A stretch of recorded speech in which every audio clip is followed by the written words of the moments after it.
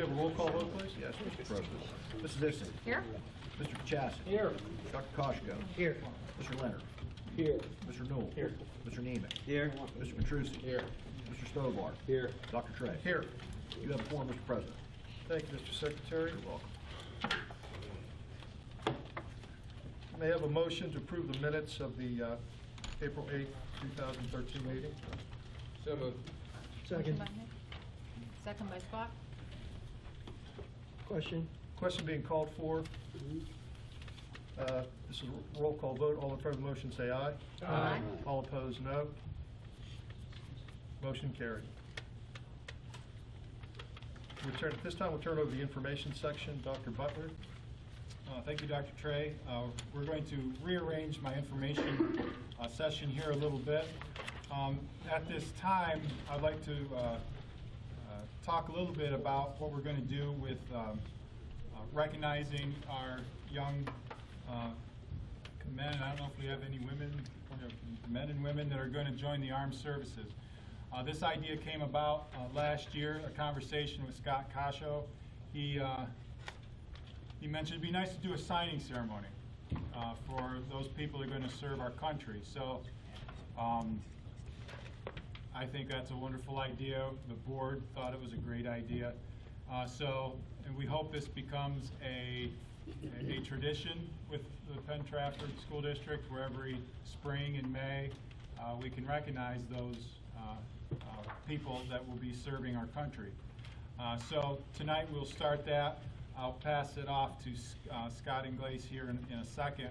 But what we'll do is we'll recognize those. The recruiters are here, recognize the armed services. Then we'll spend about 10-15 minutes. We'll have a little reception. We have cake. Cake is always good. We have cake, and so the board can have a chance to meet the students that are going to be doing that, and then we will restart the meeting. So that's kind of the plan of attack here over the next 10 or 15 minutes. So Scott, Mr. Inglace. Well, I just want to, thank all the kids who joined the armed services. Recruiters, you're here. Thank you for coming. It's quite a commitment and endeavor to serve your country and to take that big leap. We have 8 kids at the high school who are going on to the military out of about 350 kids. So it's a small group of kids, but it says a lot about them to make that kind of commitment and to give that kind of sacrifice to their country. So they're great kids. It takes a special kid to be able to do that, and I want to thank you for that. I think what we'll do is I'll introduce each student and recruiter. I apologize, I don't know you, I haven't met you. But if you're able to tell us a little bit about your recruit, where they're going, what assignment they'll be in, I would appreciate that. And then we'll go to each student. So I think we'll start with Air Force. Aline Johnson. Aline, can you come on forward, please? Don't be bashful, come on up. Is your recruiter here, Aline? No, he's not. He's not. Well, maybe you can do it for us. Tell us where you're going, where you're going to be stationed and whatnot.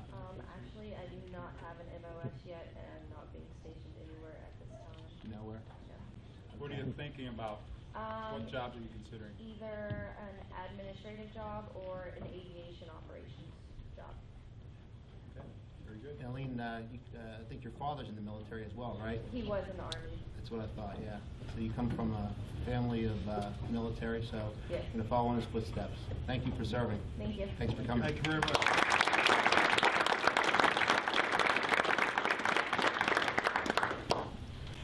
Marines, Zach Lee.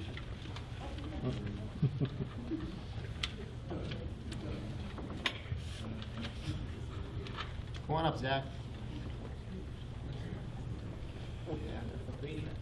Yeah, Yes. come on.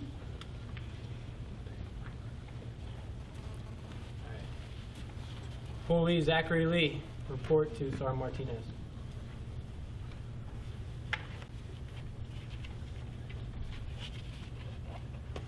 Fully Zachary Lee, in recognition of your demonstrative values for having enlisted in the most elite and prestigious organization of our great nation, as the United States Marine Corps. Your dedication, selection, service, and commitment epitomizes and hallmarks the excellence of our Corps. provides itself on and in maintaining a balanced foundation within our future ranks. The bedrock of this honored and respected foundation is rooted from honor, courage, and commitment. Honor in the quality of maturity, dedication, trust, and dependability that commits Marines to act responsibly in and during every climb and place.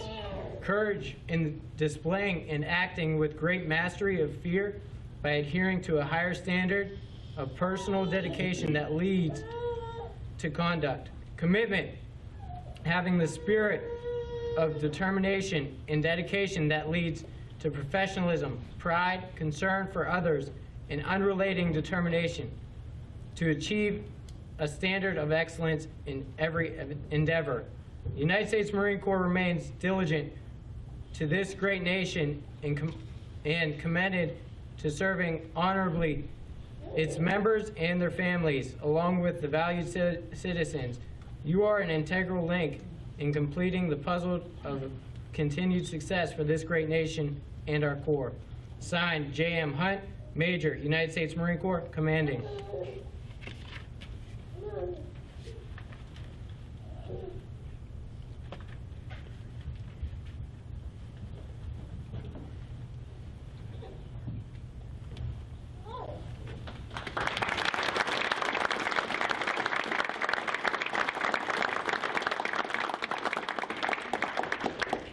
Congratulations, Zach. And Zach Lee, he is actually going to be going to Parris Island, South Carolina for Marine Corps recruit training. He'll be leaving June 10th, and that's where his whole journey starts. It all begins there. Every Marine either trains on the East Coast, Parris Island, South Carolina, or San Diego, California on the West Coast. So he's going to start quite a journey there and then become a motor T operator, driving trucks for the Marine Corps. Zach's been with us for a while now, since August, and he's always set goals high for himself, so I have no doubt in my mind, and I have every honor to say that I will serve alongside Zach Lee, so he'll make a great Marine.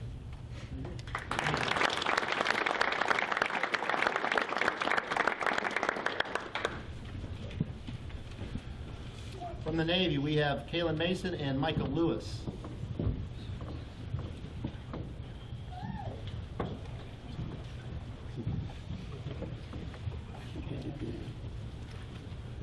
First off, thank y'all for having us this evening.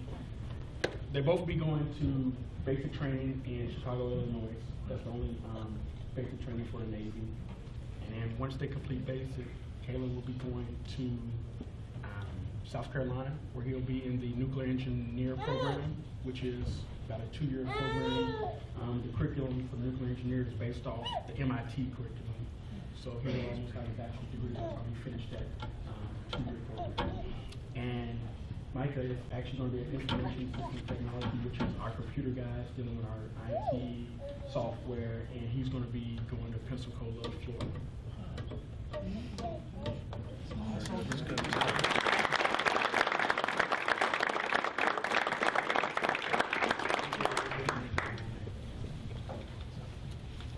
From the Army, we have 4 students: Tyler Wyckoff, Keith Barkefelt, James Locke, and Patrick Gaston. I'm not sure if everybody was able to attend, but if you're here, come on up.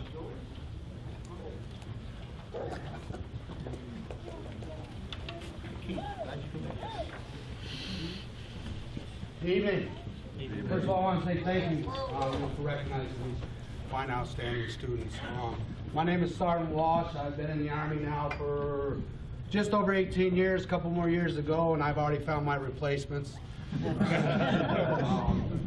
It's been a privilege and an honor working with each and every one of them.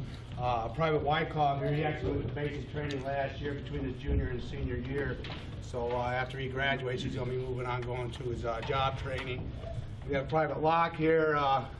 He's getting ready to become a military police officer, just like my captain over here. So they might end up under the same command someday, so you better not make him mad, okay? This young man here, he decided that after he enlisted, he wasn't going to cut his hair. He's going to let the Army do it. Have fun with that. He's actually he's going to become an airborne ranger. That's the training that he is going for. And I'm very proud to have been able to work with each and every one of these individuals. We have certificates here of enlistment for them. Mr. James Locke.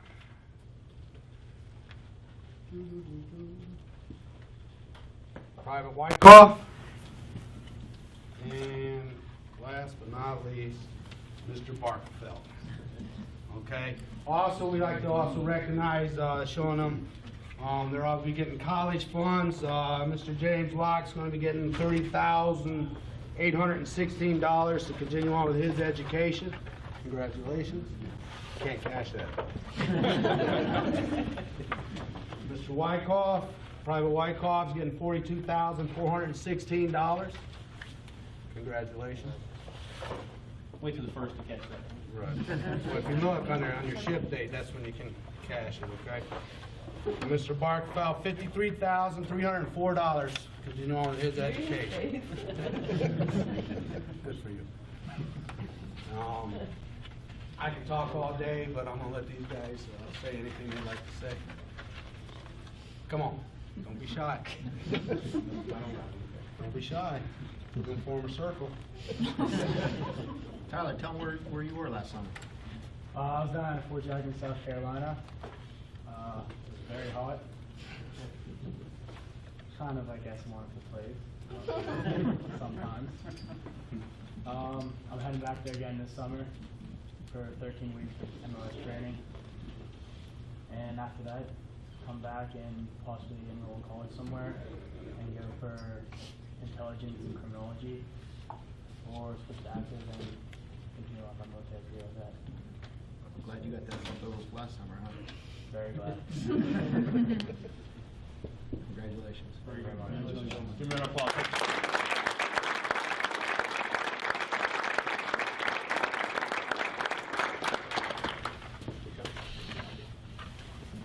Thank you. Thank you. Thanks very much. Yeah, if we could have all the men and women that are going to join, we'll have a picture for the press, and let's try to maybe do that over here somewhere. But now we're going to take a little break. Please, everybody that's here, everybody at the meeting, welcome. And it'll give the board a chance to meet the recruits as well as the active duty personnel. So we'll take a break here for 10 or 15 minutes, and please look at the cake. It's a wonderful looking cake, and we're going to eat it. So. Have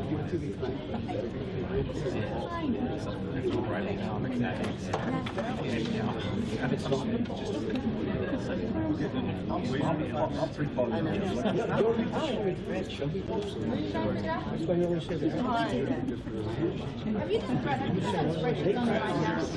I have, especially How easy is that you find those are especially when that's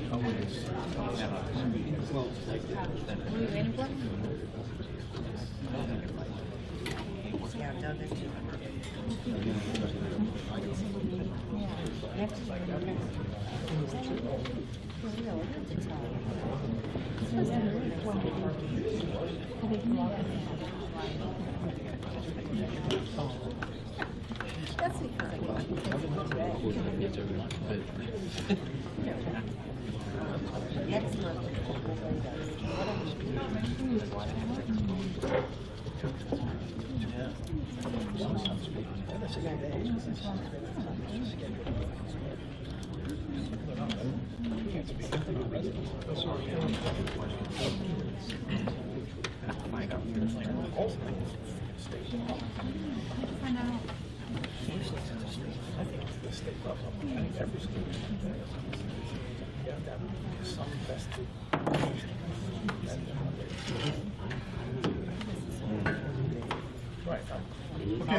thank you, ladies and gentlemen. We've had a few delays for a lot of different reasons, but we appreciate your patience, and we'll continue on with the information section and Dr. Butler. And again, I thank you for the recruiters and the students who were here this evening. This is the first time we've shared that event. We thank Dr. Koshko for the idea for this concept, and it was a wholehearted success, and we thank you for your participation this evening. And at this time, recruiters and families and the recruits, you're welcome to stay at this meeting, but we also realize you might have other stuff that you have to do or want to do. So if you leave now, that's fine. If you stay, that's fine too. So do whatever you need to do. But thank you very much. In military terminology, dismissed.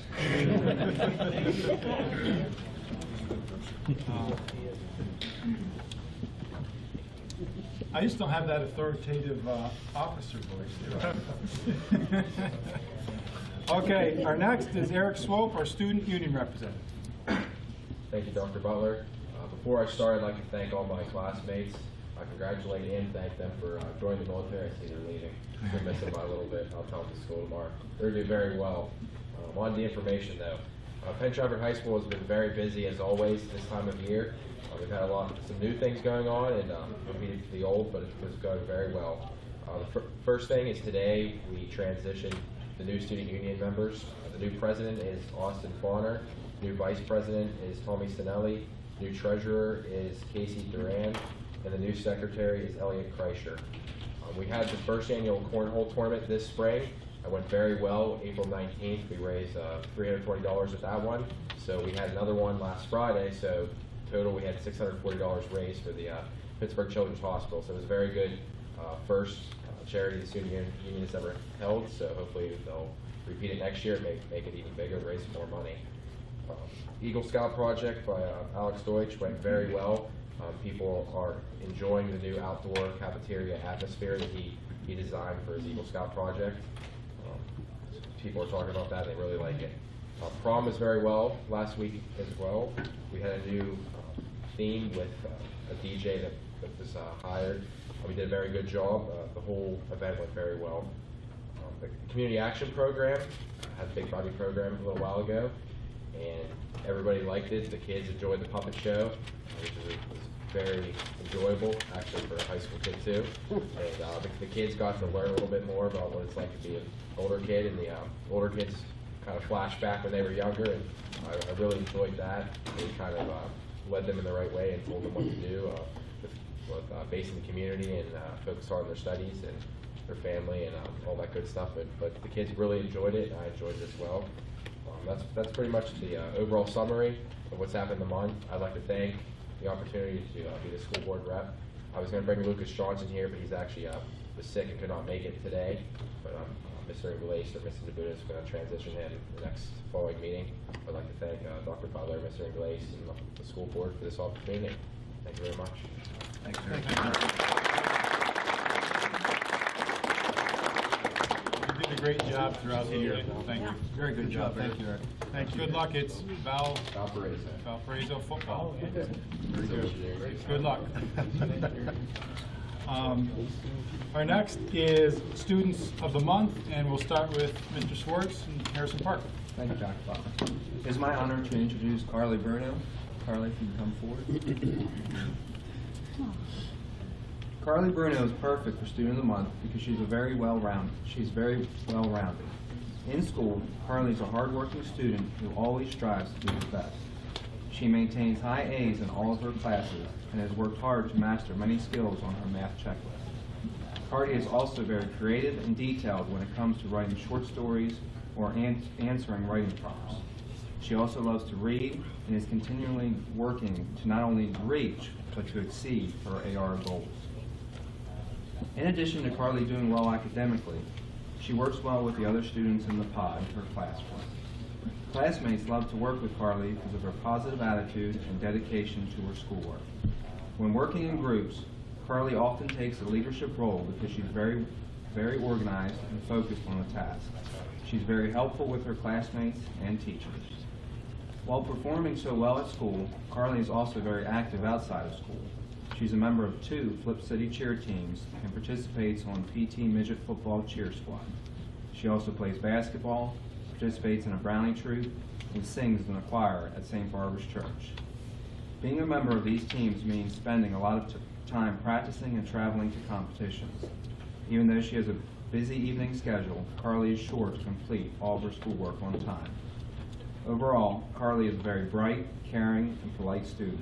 Her positive attitude and smile are contagious to all students around her. On behalf of the staff of Harrison Park, we'd like to congratulate Carly on being PT Student of the Month.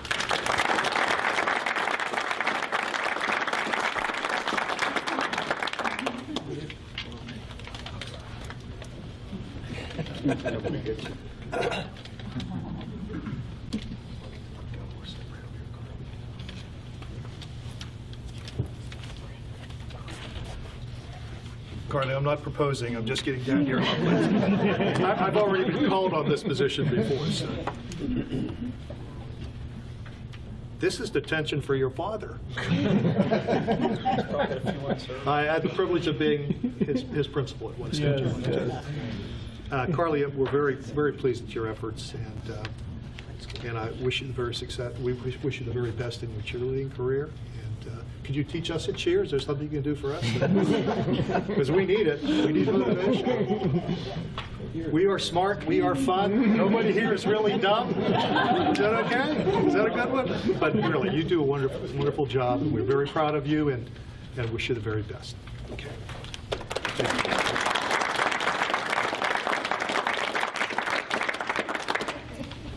Our next student of the month, Mr. Simpson, Penn Middle School. Thank you, Dr. Butler. I'm proud to introduce Bailey Bonney as the Penn Middle School May Student of the Month. Teachers report to me that Bailey is a very caring and compassionate young lady. She showed this quality numerous times with other students. When a student in her group begins to struggle with a concept or activity, she would take the time and encourage and help them. She would never put them down. The students would gravitate to her because she would always maintain a positive attitude and make them feel good about themselves. This year in pre-algebra, she would always work hard and be so helpful to others that she became a role model for the other students. She does very well in school and could score even higher in her own grades, but she would rather spend extra time helping others. Mr. and Mrs. Bonney tell us that Bailey is a kind, caring, thoughtful, and passionate young lady. Her most special quality is thinking of others. I'm not surprised.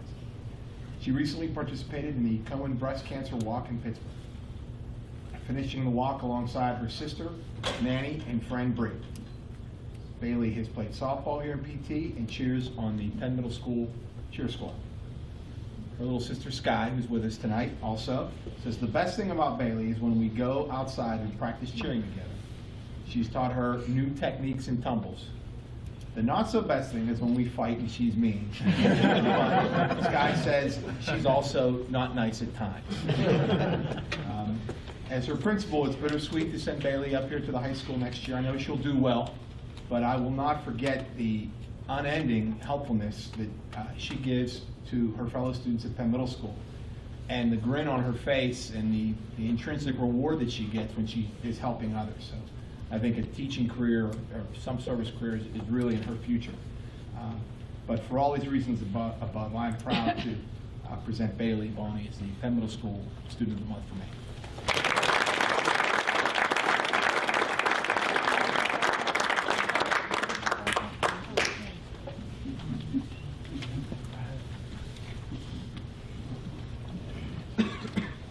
Fortunately, Bailey and I had a chance to talk earlier, so I won't do anything silly here to embarrass her in any way, shape, or form. Bailey, we're very pleased at what you've done in life, and you're obviously a good person, you're caring, you're concerned about others. I've had the privilege of knowing your parents for a number of years and grandparents, and you're just evolving in just a great direction. We all appreciate that and wish you the very best. And again, congratulations. Thank you.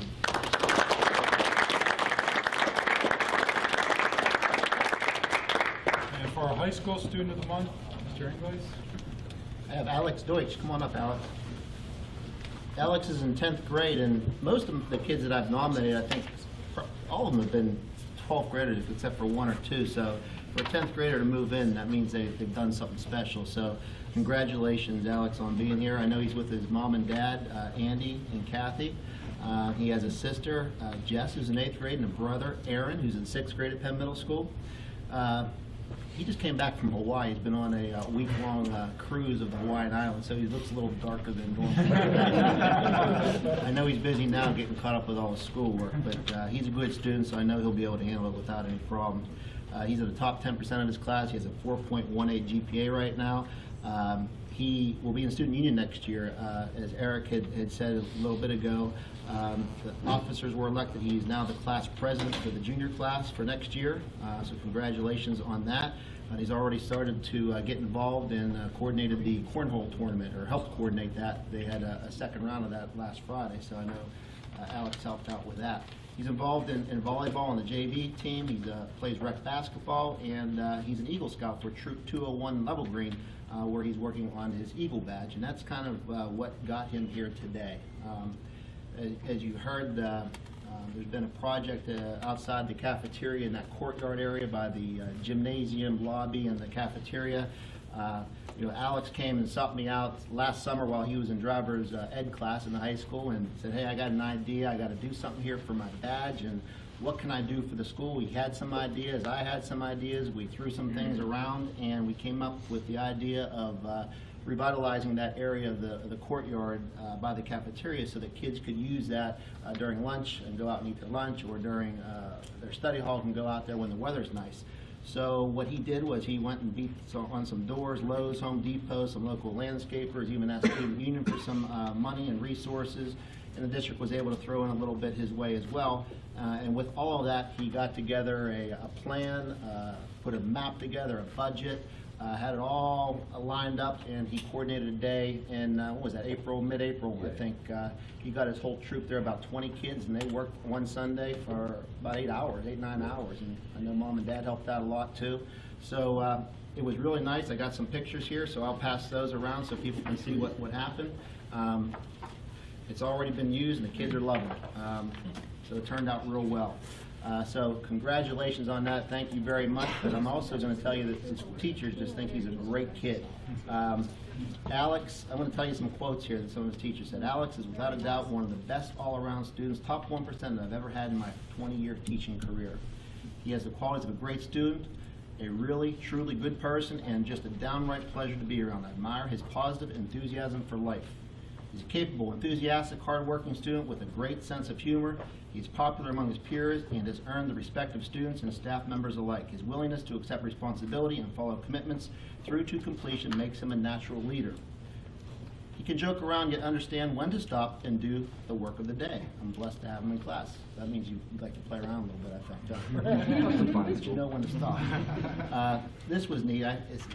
One of his English teachers said, Alex is fabulous. He may not be the strongest English student, but wow, that kid is dedicated. He works his butt off. He's an excellent speaker and definitely a leader figure. Always positive, always trying his best, always helping others.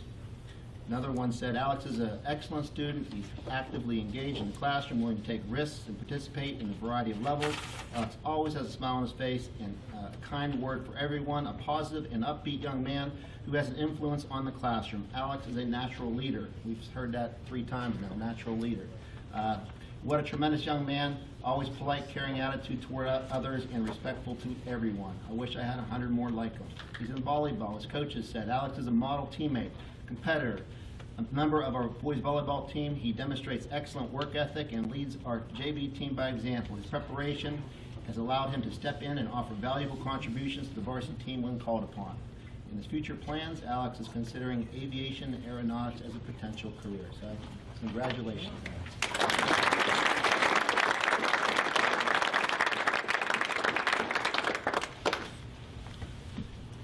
After Dr. Trey presents the certificate, if we could get the other students of the month over here. and we'll have a photo. Before Dr. Trey gives his part, can I ask Alex a question? Sure. I don't have it before, but do you guys carry all that gravel in by hand? Because you couldn't have got a dump truck in there. No, my friend John Shawsall's dad, Mr. Shawsall, I don't know if any of you know him, but we laid some tarp out there and then he kind of dumped it right there. You can back him in there. Oh, So that's okay. like that nook right before the gym doors there. So he backed up in there a little bit and then we dumped it in there. Well, I'm a fellow Eagle Scout, so I appreciate what you did. Good job. Can I be next, Alex? Yeah. Okay. And you have a sense of humor too. Alex, we're very proud of what you do, and it's obvious you're a well-rounded individual, and that's a good quality of life. You take charge. Someday I think we're all going to have to fear in whatever region you live in, you're going to take on one of our jobs away too. But again, the very best to you. You're going to be a success in life. You have always been up to this particular point. We wish you, again, very best. Good luck. Thank you. Congratulations.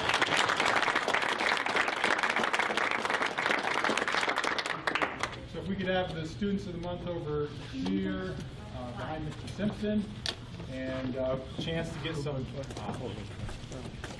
pictures taken. That would be great. Parents, you can go up and take pictures. Feel free.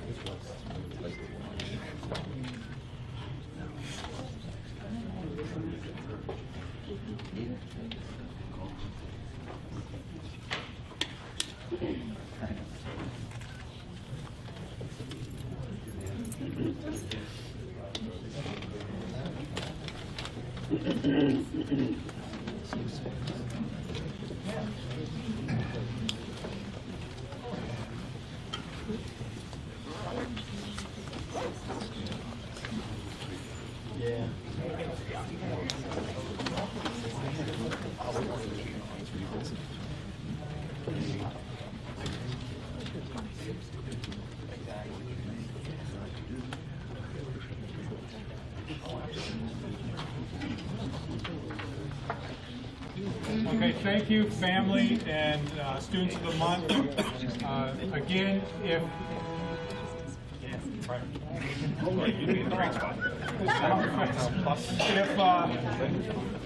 we understand that there might be other things you want to do tonight, you're welcome to stay. But also, if you have to leave, feel free to leave. It will not be held against you. If you stay, you'll be the first one in 2 years. But thank you very much. We appreciate you coming. Thank you.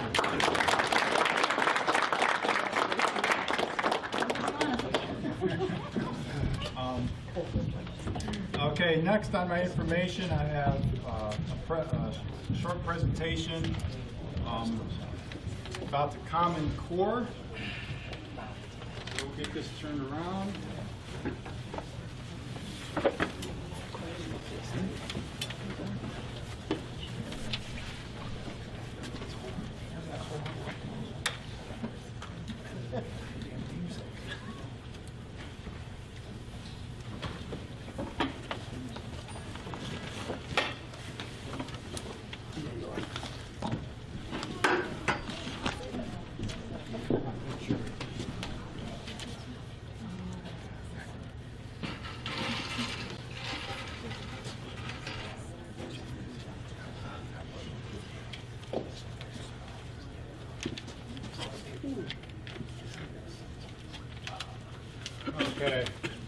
I don't know if you said, did someone hit the lights?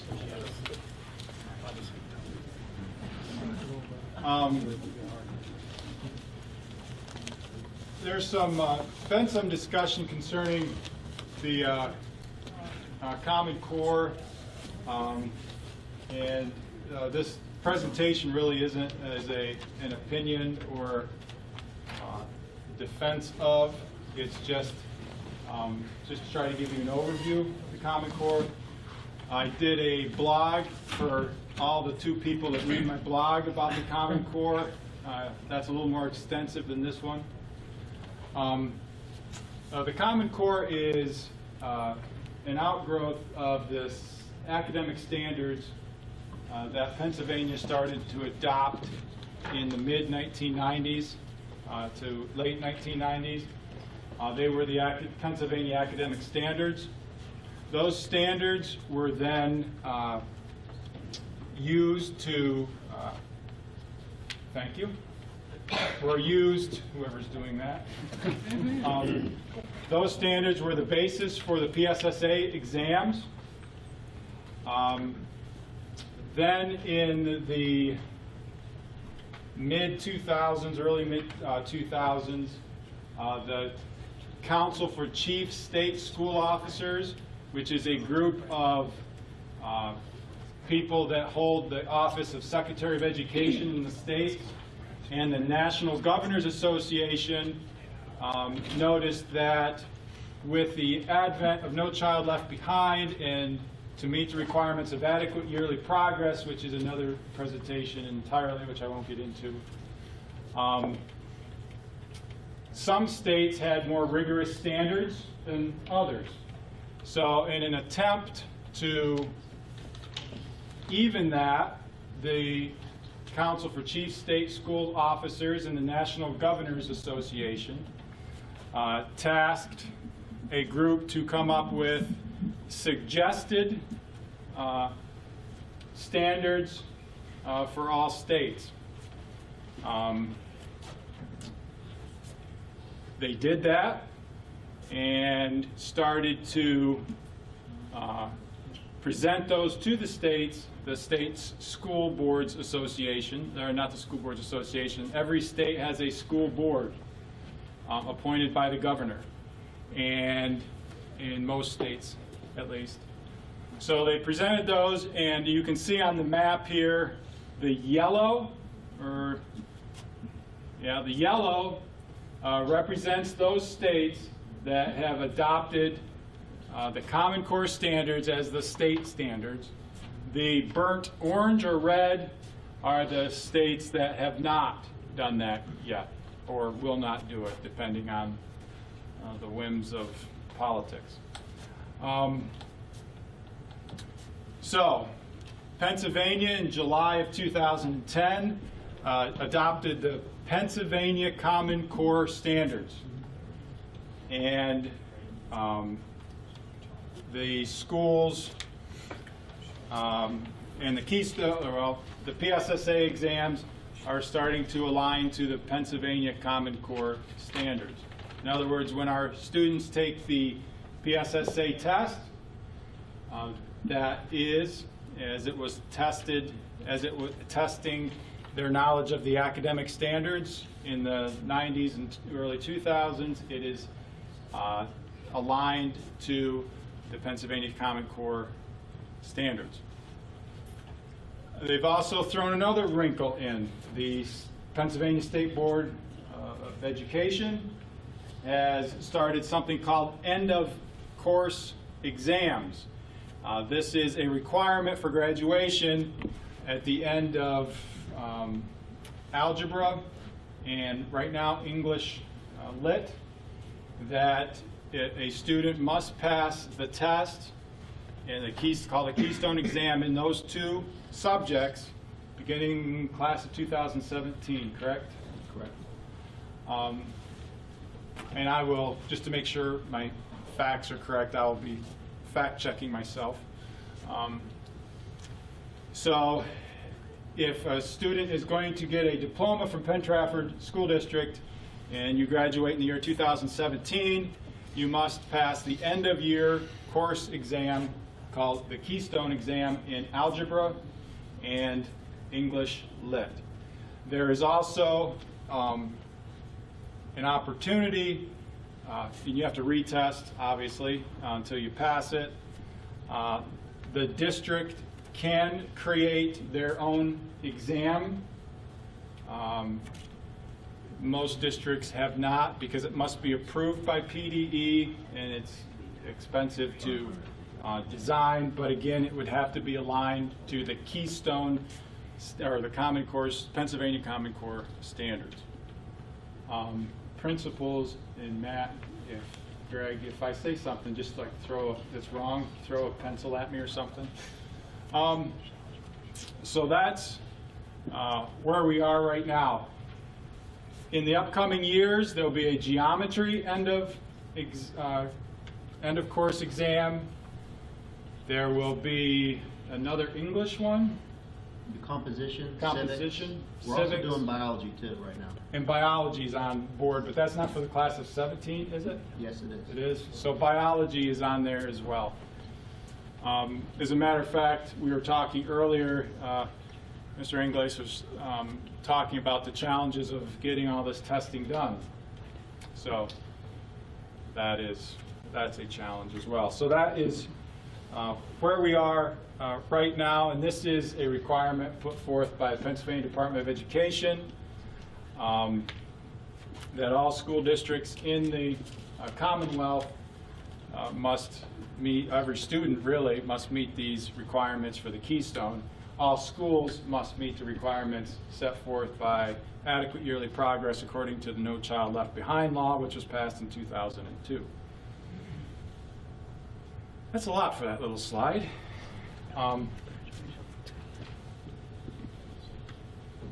You cannot read this. I'm just bringing this up for you. I was on Penn Live today. Penn Live is local news in the Harrisburg area, and there's a really well done article, I thought, about the Common Core and every side, every angle. And one of the links off that article was a fact sheet that PDE put out about the Common Core.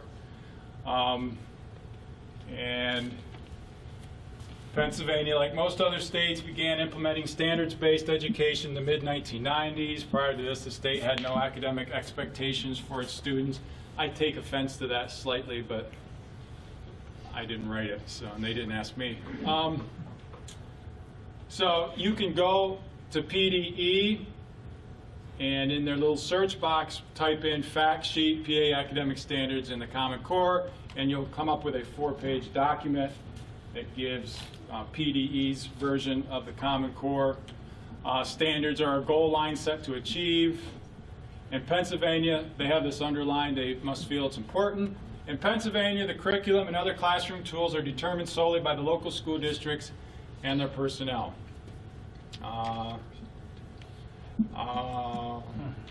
The first standards were passed in 1999, and through 2002 through 2006, other areas were added, and in July 1st, 2010, the Pennsylvania Common Core were approved.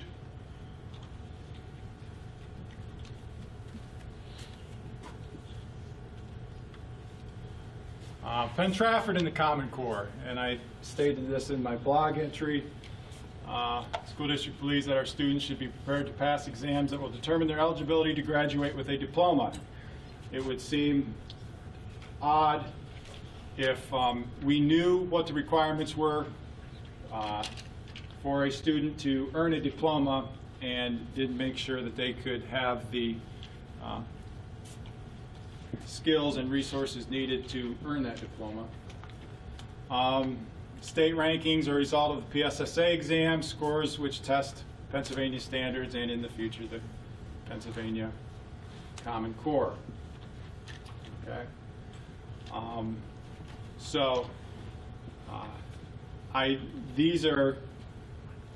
That's an overview of where we are with the Common Core. I don't know if anybody on the board had any questions or about that. Any? I have a couple. Yep. Do you know, are the PA Common Core standards the same as all or most of the other state standards, or they differ greatly? They are going to be very, very similar, yes. And the diploma, we must pass the algebra, English, literature for the Keystone exam and so forth. Now, it says that underlying statement that the curriculum and class tools are reserved to be chosen by the local school district. So I have a little trouble fathoming how you have to meet somebody else's standards, but you can pick your own tools. I mean, does it say the state rankings are a result of PSSA exam scores, which test Pennsylvania standards, and in future Common Core standards? So there's a common test that every district would have to pass. The Keystone is that common test that the kids are going to have to pass. The PSSA exams in middle school and elementary school are aligned, it's called aligned to our standards, which are going to be the Pennsylvania Common Core. So how well students do reflects how well they know those standards. That's the way it's been since the PSSAs have started. And I've gotten a lot of questions over the last several months and even a couple of years about different things about curriculum and PSSAs, Keystone tests, and I feel that I can't answer them adequately. Now, the PSSA exams, would it be fair to say that people challenge me, we spend a lot of time teaching to a test as opposed to teaching the best broad spectrum of knowledge base that we can convey to the kids? I would disagree with that statement. I've always claimed, and I think our principals and teachers do a very good job at this, if you teach with engagement and if you teach our curriculum, that the test scores will fall into place. And I think Penn Trafford's proof of that. I take umbrage of the fact that someone says you're teaching to the test. Well, you can't throw the baby out with the bathwater and say, well, we're just going to ignore the test. But our curriculum is aligned to the standards. Teachers have latitude with how they teach it. Our curriculum involves more than just what is on the test. So we are not, as some school districts may be, a test-taking factory where we drill and kill information. I don't see that. I don't see it as a superintendent. I don't see it as a parent whose daughter got a A on a history exam, Butternut Butler from Mr. Rainier. So,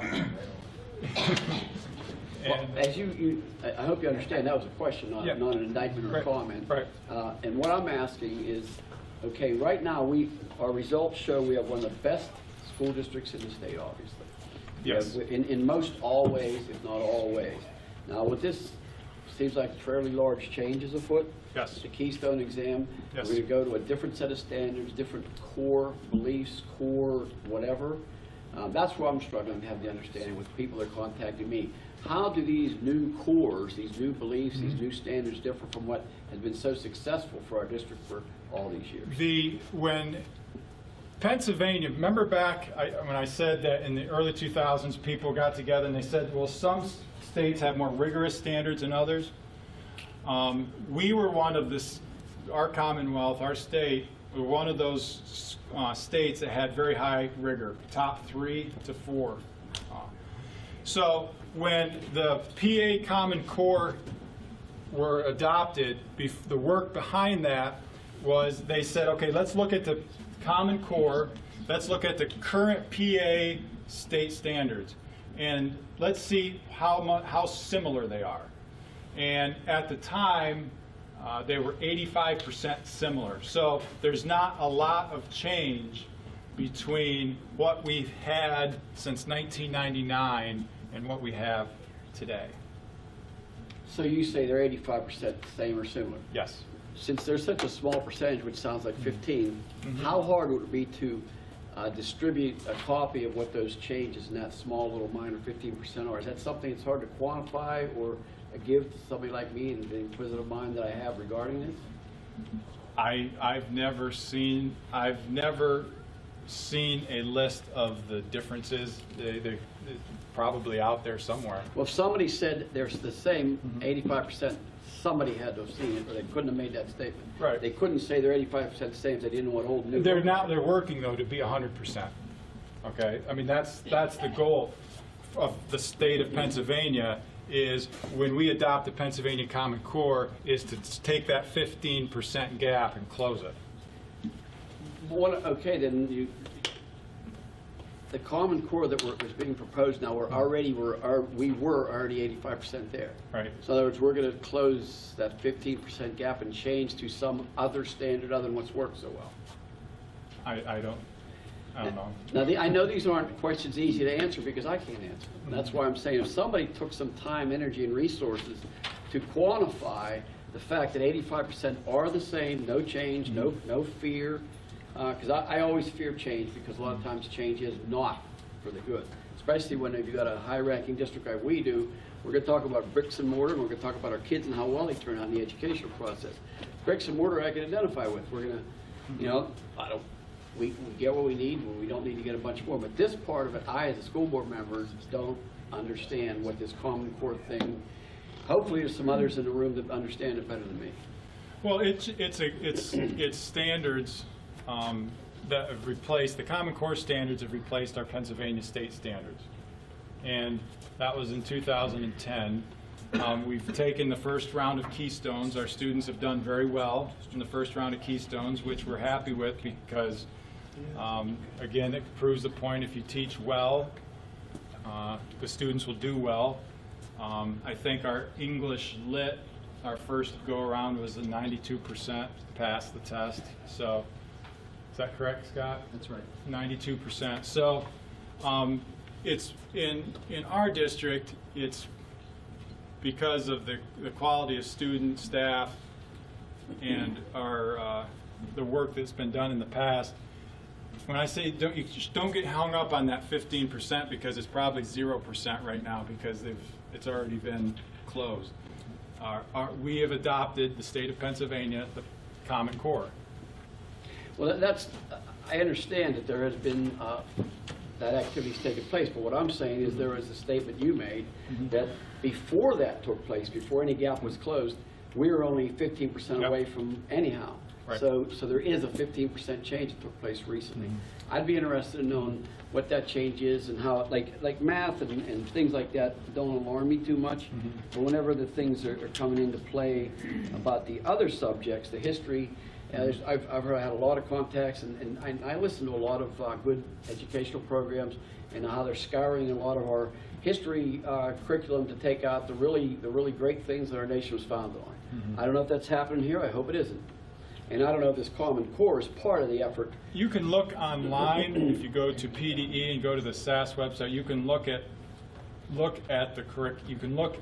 the standards. You can go right through the history standards and review them, any other of the standards that are there, and you can look at every one for every grade level.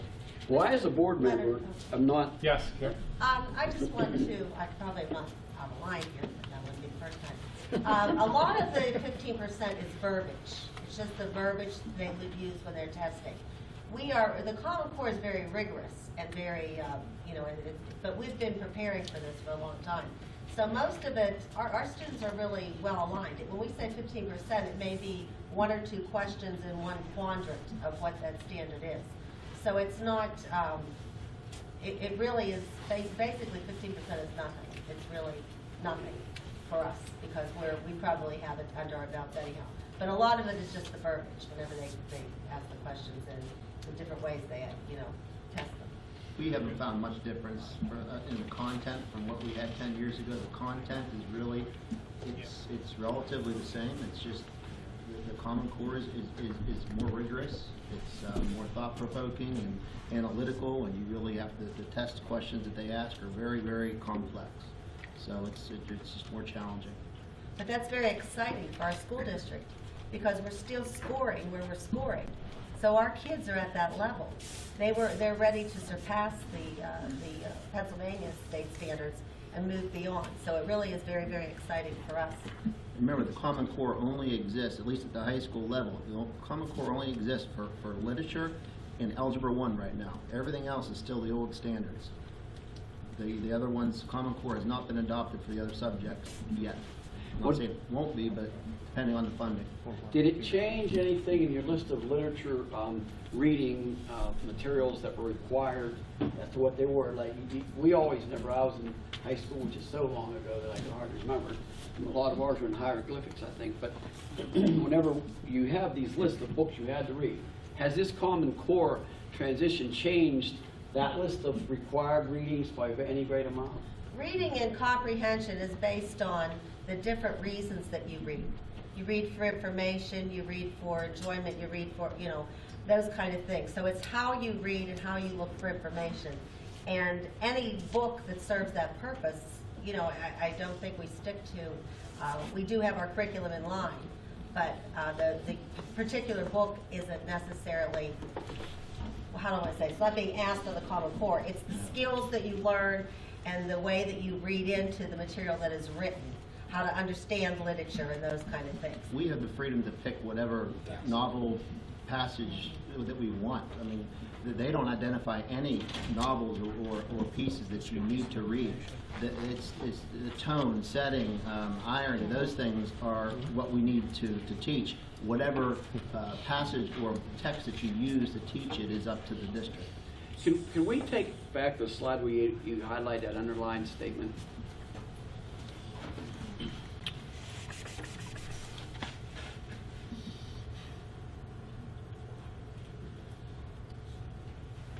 In Pennsylvania, the curriculum and other classroom tools are determined solely by the local school district and their personnel. So that what you're saying, that's what you just told me then, that we are indeed doing that, we locally, because I know the board, we do mention curriculum. I don't think anybody takes on this board, I'll be the first one to admit it. I used to take the new books home, try to read them, but it was too onerous of a task. If you look at our teachers' lesson plans, they identify the state standard that they're teaching. Maybe you'll see a number in a lesson that will identify exactly what that lesson is. That's a skill. It's not necessarily you have to read Anne of Green Gables or something. Right. It's just it's a skill, and the teachers, with their professionalism, determine how they're going to teach that skill. And you'll see that in their lessons, they're learning multiple skills. You know, some lessons address 4 or 5 different standards. So it's we just want to make sure that what we are teaching addresses those standards, and we're covered multiple times over. Yeah. As I'll restate, it's not arguable that this district has done a great job in educating children. Rated so high, it would be hard to argue against that. And I was just saying, this came from the federal level down to the state level? It's the National Governors Association and the chief state school officers created this and then presented it to the different states. I have a question for you. Yes. Out of the 500 school districts in Pennsylvania, how many have opted out? None. I don't think you can opt out. Yes, you can. It's a local decision. No, it says the local, the curriculum and other tools are local decisions, unless I misunderstood. Can you opt out of it? If you don't want your kids to graduate with a diploma, you could. Well, obviously. So the answer is 0. 0. Yep.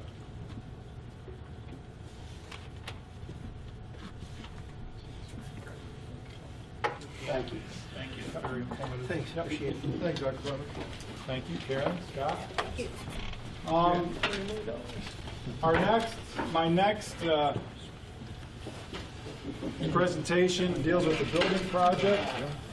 And you guys can turn around for a second because George from Macero is going to talk about our schedule of where we are in relation to what you need to do if you want to start a high school project in next May or June.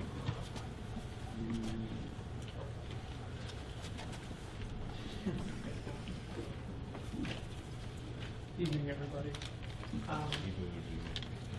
We've been working with the architecture team and your board here for the last several weeks. We turned in our original estimate right around the end of March. And what we did was take what we like to call the wish list and put it in. A little louder, George, please. A little loud, okay. Sorry. No problem. We take what we like to call the wish list and we put it in a menu item. We took the entire program and put it in list form so the board could evaluate and make educated decisions on where we. I have to stop you right there. Quick question. The wish list that you're referring to, that is developed by who?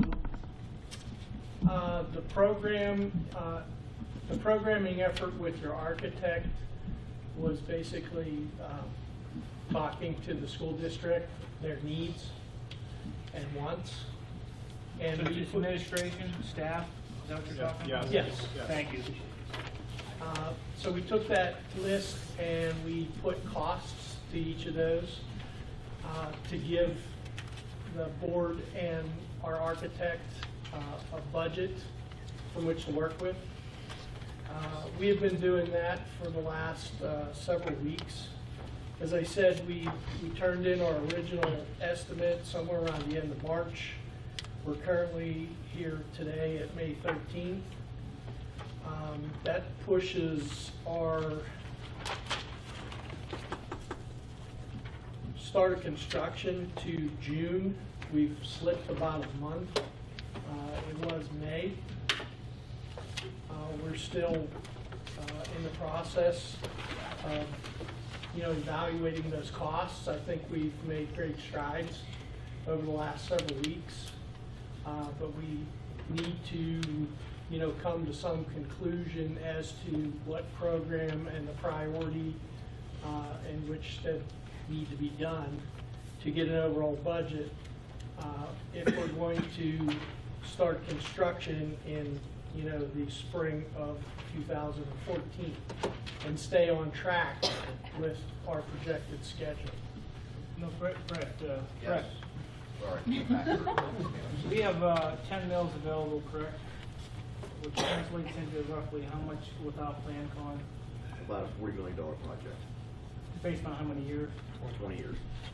Now, if that was cut down to 12, what's that, how does that reduce the amount? They're somewhere around 30 million. Yeah, somewhere around 30 million. So $30 million project without increasing taxes is what we could do if we chose to do 30 million at 12 years? I don't have the numbers in front of me, but approximately, yes. Approximately. So are we going to hear tonight what that money will, $30 million can provide for the first initial phase of the project? Yes. Yes. Thank you. Thank you. We are poised and ready to move into the next, design phase as soon as we can, get consensus on the program that you want to move forward with. And basically, every, day, week, whatever that we slide pushes our schedule out exponentially. So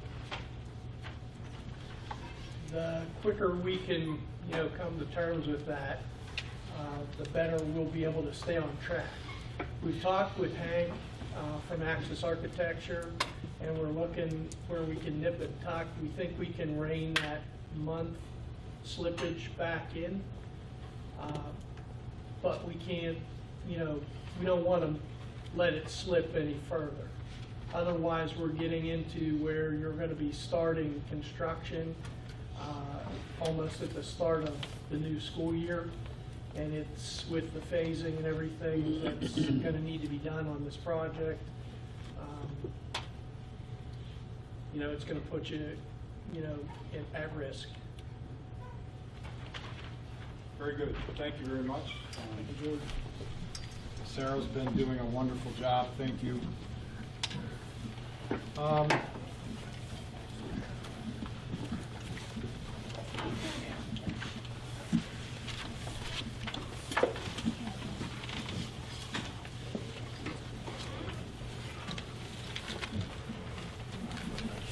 Okay.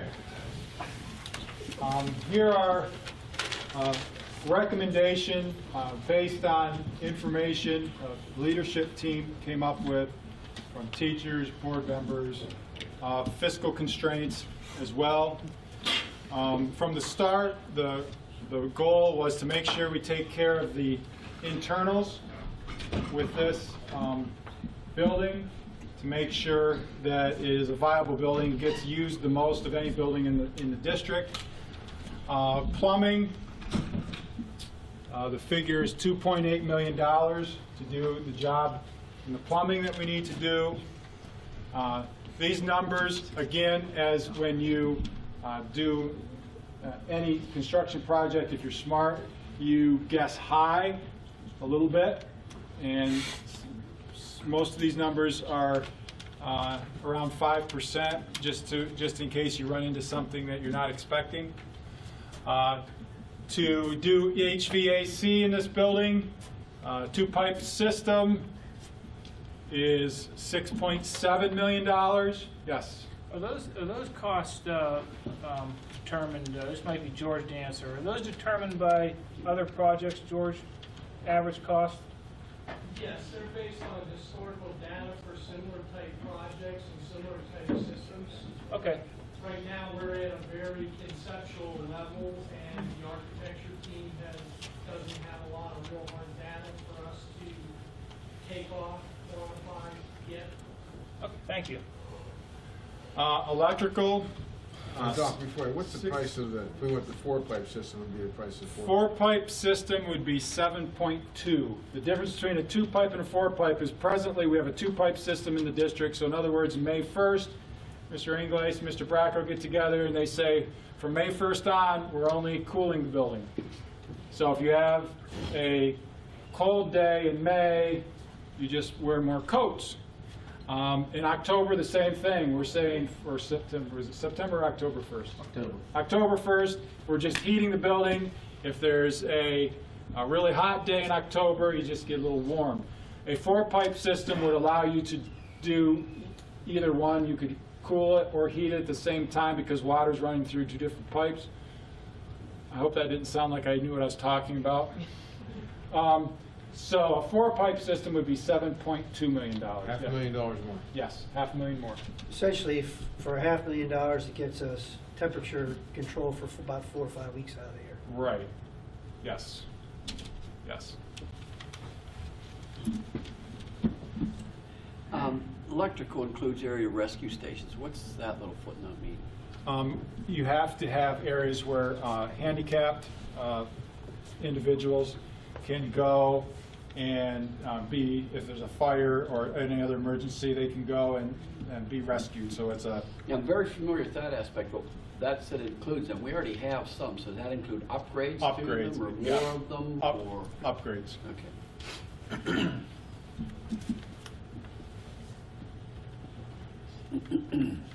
So Doc, there's a chance that this will be less. Yes. 'Cause we're taking the more conservative approach. Very conservative approach. With the numbers. Correct. Until Absolutely. the actual architectural design is done. and it's Right. done. Absolutely true. Major renovation, circulation is $305,000. That's things like carpet in the hallways and different areas where there's traffic.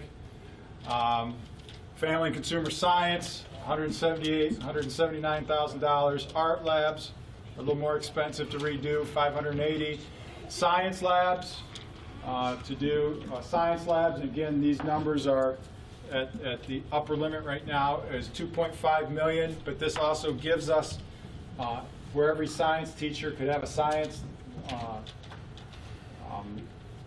room. Right now we have some people teaching science in regular classrooms. This also gives us a nice STEM area. I know that there's a lot of talk in neighboring districts about a STEM building. We will have our STEM area in this building as well. Kitchen upgrades is we want to go more in a food court type area to improve participation. That's $376,000. Kitchen equipment, is $500,000 to $550,000. Some of the equipment is the oldest building. And in the cafeteria area, to renovate that space would be $320,000, $321,000. Auditorium, the auditorium is tired. To renovate the existing space in the auditorium is $1.1 million. That includes rigging, seats, house and stage lighting, sound system, and acoustical treatments. So that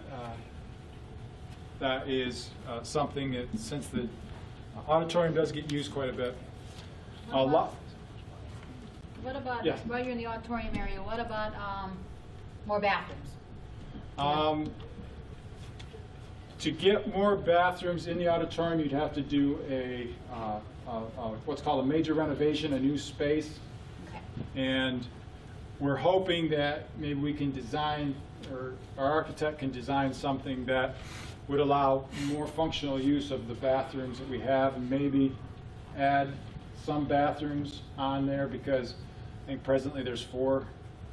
And the auditorium holds 900 people. Yeah, it's pretty tough. Our locker rooms, $672,000. There's our locker rooms are pretty beat up. So that's current locker room space. Current locker room space being renovated, correct.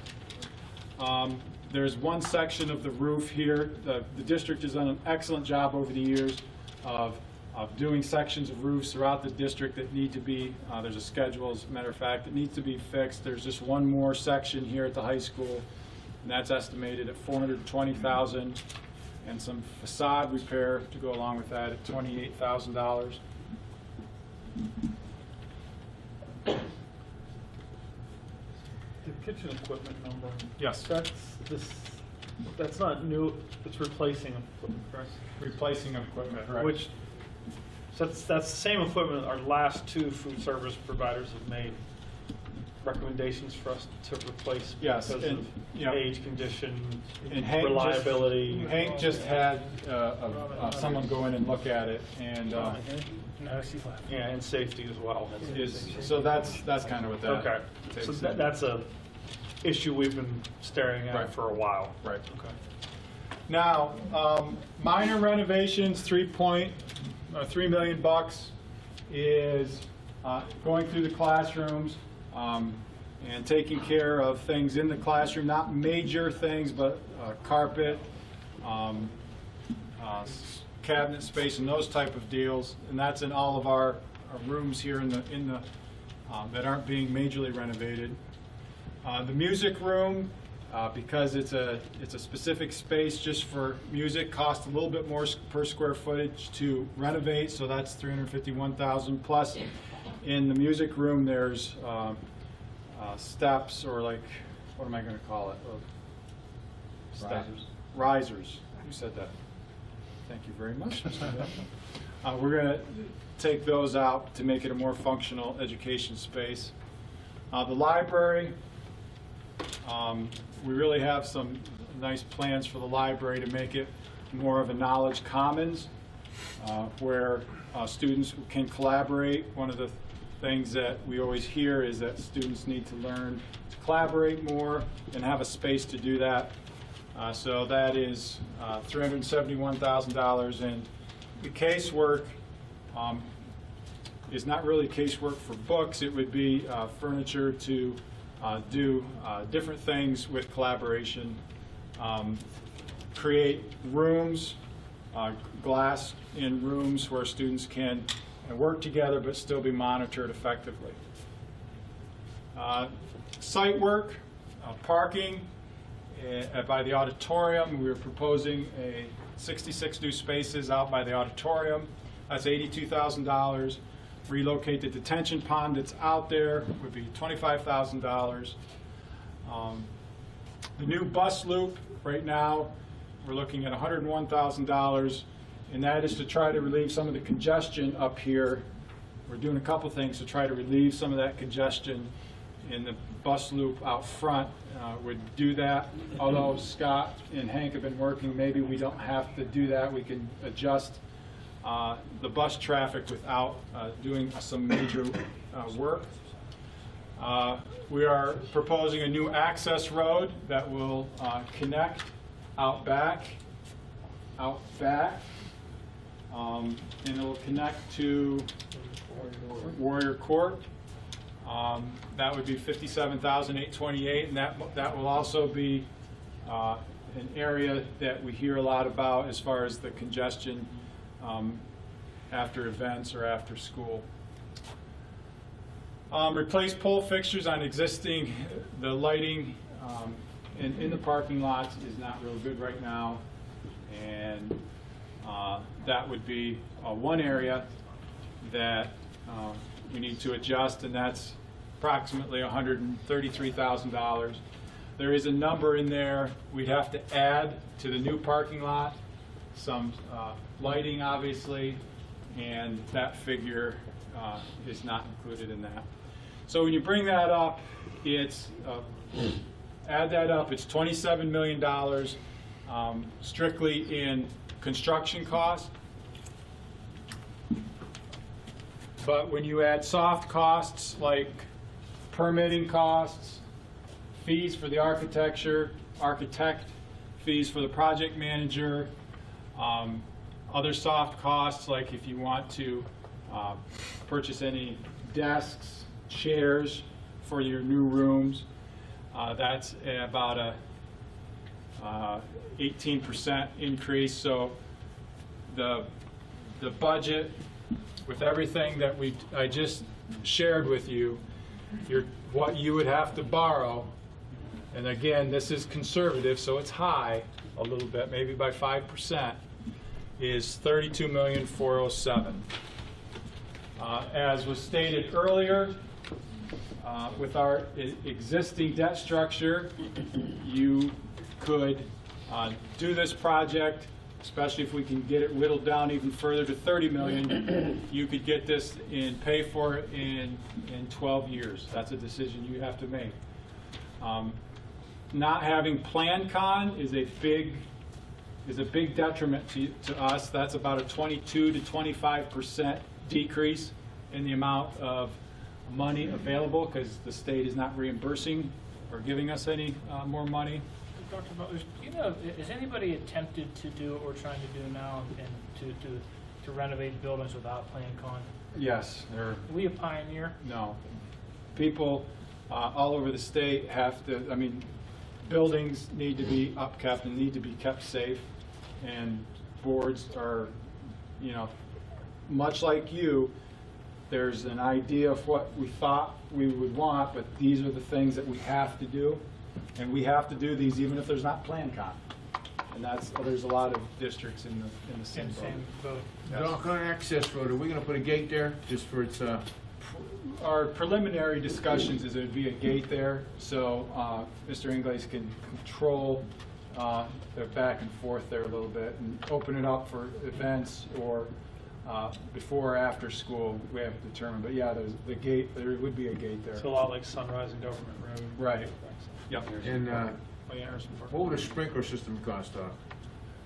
If we put a safety sprinkler system? If The code says we don't need it, but why would a sprinkler system If you cost? put a brand new sprinkler system in, you'd have to do a brand new sprinkler system, and then you'd have to run a line from 130 to feed that according to the regs. It would be about $700,000.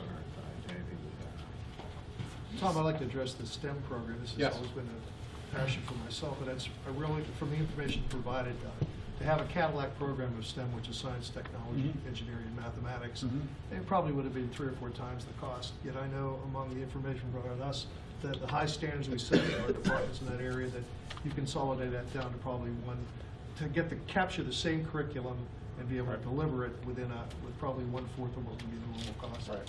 So I interpret that roughly. Yes, you're correct. I think this is an opportunity to really provide an outstanding STEM education. We have the teachers in place, and now the facilities are not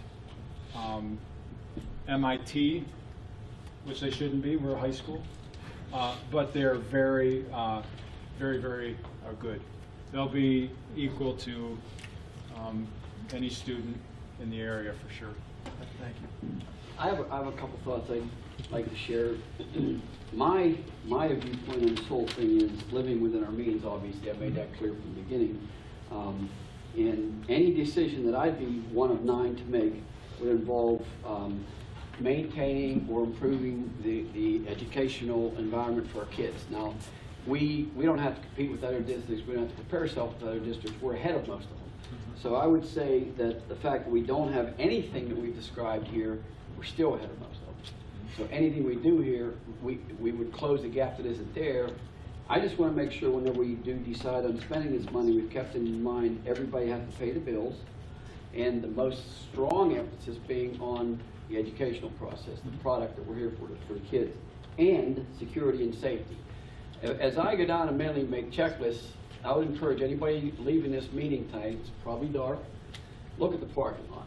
It's going to be dark when you go out. We need that safety. We need those type of things I think we can't prioritize out. And then we get into the discussion that Nick brought up about the sprinkler system. There's no statistics that says that a sprinkler system never saves lives in this type of environment with a fully attended environment. It could save your buildings, but then again, it could cause you a lot more water damage. Statistics say the water damage is just as bad as fires. A building like this, a lot of things don't burn in it. But I'll encourage every board member looking up there. I personally, my viewpoint is going to be looking at the number, the amount of debt service we're carrying right now and trying to maintain that number. That's going to be my approach, because we discussed last meeting talking to our constituents, which I did a lot of talking to my constituents, and I didn't find anybody that encouraged me to be part of a program tax increase. I only had one person even waver, and they said, don't make the district the type of thing where the personnel can't do their job, and I wouldn't want to be part of that. But everything we look at, I think we need security and safety have to be paramount, and not losing ground, if anything, making ground on the education process. So I'd say, not being an educator, sounds like Dr. Trey hit on this STEM thing. That could be enhancement to the current educational opportunities we provide. I'd have to be convinced on a few of the other things, whether or not they would, and again, I'm only one of 9, but I'm going to evaluate every single thing that I'm involved in voting on and approving, spending a whole bunch of other people's money that isn't my money. I'll have a little share in there, but I'm going to be voting on spending a whole lot of people's money that can less afford it than myself or a lot of us in this room. So I'd be hard pressed to not see enhancement to the educational process and safety and security paramount in any buck we're going to spend. Now, Dallas, you mentioned safety, okay, and I'm on the sprinkler system again. And where you're employed at, the fire marshal, the fire chiefs, or police chiefs, what is their opinion on the sprinkler system? You mentioned safety, and I just think it's a big safety factor. I know $700,000 is a lot of money, and I realize that, but I just think I think it's a necessity myself. That's just my opinion. I won't argue the point as whether or not it's everybody would have their own opinion on it. Statistics don't really bear it out being a huge safety factor. Because in the building, I'm a building code official. That is my background. I'm certified in a lot of the areas, including fire suppression, protection, detection, and there. I mean, if you were to build this school today in today's code, you would have fully sprinkled. So I can't argue that there's no logic to putting them in there. That's exactly how I read it. That's how I addressed it. But right now, the amount of renovation, we probably wouldn't have to do any sprinklers. The thing about it, there's no such thing in today's code world as a partially sprinklered. It's either fully sprinkled or it isn't sprinkled. So we couldn't just nibble away at it. Like we're approaching nibbling away at some of these other things. And I think there's some wisdom to that, because we can nibble away at it and get some successful results, but you can't nibble away at a sprinkler system. Like our electrical systems are so outdated, we can't piecemeal that. We can't do a lot of things we need to do. We can't do hardly any of them without substantial upgrade to the electrical. There's some things that are somewhat optional, some things, again, I don't want to argue that the sprinkler systems wouldn't be something I'd like to have. I'd like to have them if we were building a new school, but I don't know. I just hope we never regret it. That's all. I'm one person too, and I think it's vital. That's my opinion. Also, another thing too I want to mention publicly now is that I had Mr. Lego, and I know without plan con it's very difficult. So auxiliary gym. All the Quad A school districts that we are pertaining, we just found Latrobe too, they all have auxiliary gyms. It benefits all the athletic programs and it puts us at a disadvantage competitively, but I realize there's no plant con to it. That's, auxiliary gyms are about over $3 million. It would be well used, but it's, right now it's a luxury. I do see it without plant clients very often. And for those that may not heard, Mr. Petrucci was talking about an auxiliary gym, and the price for an auxiliary gym and the ancillary work that would have to be done on the outside is about $3.5 million. So it's just, the leadership team felt that, you know, this is the number. We're really approaching, you know, $30 million is where we want to be. We feel that with the 5%, the 5% that's in those numbers, we can, and doing some other work, we can get that down to 30 million. But it just didn't make the cut. There's a lot of nice things that could have been in there, a sprinkler system, but that didn't make the cut. Yes, Phil was first. I feel like you're in school, right? Yeah. Phil. What in the discussions, what's going to be done with the pool area? I know that we've painted the pool and we've done Right. a lot of cosmetics inside, Right. but what's going to be done with the locker rooms? The locker rooms in the pool will get renovated. I know Hank is also trying to see if he can reuse some other space, but he's not quite there yet. But at the very least, renovate the locker rooms. The nasty stuff, sound barrier stuff would get taken down, cleaned up in a circulation, some sort of circulation system to get so it's not so humid in there. Is there any talk of possibly expanding the size of the deck itself? If there's room or no? There's really no room right Okay. now to do that. It's somewhat structurally encapsulated, I believe. You'd have to put in some structural work that would be. First. Yeah, so people understand, and for myself to understand, you know, we could be at $40 million with a 20-year project. Right. And some of Yes. those things, the sprinklers and Yes. new gym, auxiliary gym, and pool upgrades could be done. Correct. But I think the board and leadership team is looking at is there's still a lot of facilities outside of this building that are going to need some attention. Correct. And so kind of for the benefit of all the facilities, Right. I don't think anyone here is comfortable with no other buildings being touched for 20 years from today or whenever you breaking ground or whatever the Right. time starts the clock. And so, you know, it's a balance between what's available in current debt service and time and other facilities and how it fits in. And I think we, as a board, I feel we probably need to get more aggressive with a long-term plan past the high school. But just so, because I know Phil asked a question and there was a number 40 million thrown around and then there's a number of 32 million up here. So, but the constraint is time as well. It's not just dollars, but it's time and the need for other work to be done. Right. That's a good point. This number, I'm going to hit the space bar. This number, we could get to 40 million if you did something for 20 years. But that would lock you in for 20 years at $40 million and not leave any room for anywhere else. This $30 million, you can pay that off in a lot shorter time, and then at the end of that, you will have that millage available to you. And I'd just like to emphasize, so I hope the press picks this up. This is no increase right now in any taxes to the public. This is the rollover of our 20-year bond issue that we did in the mid-90s. So please, I hope the press picks up. I don't want everybody call us, all the board members up saying, how are we going to afford $30-some million, but it is covered. Okay, can I stop for a point of order for a second? The folks in the back, can you hear our conversation? A little bit. Did you hear Mr. Petrucci's statement all, which is, anybody hear that all? Okay. So we've been talking, and all you guys in the back aren't hearing a word we're saying. I'm sorry. Now I really feel like it's back. Georgia, could you hear it from our from your table? Yeah, it did. Last year. Well, if you want to turn, we can turn around and that can just be background. Yeah.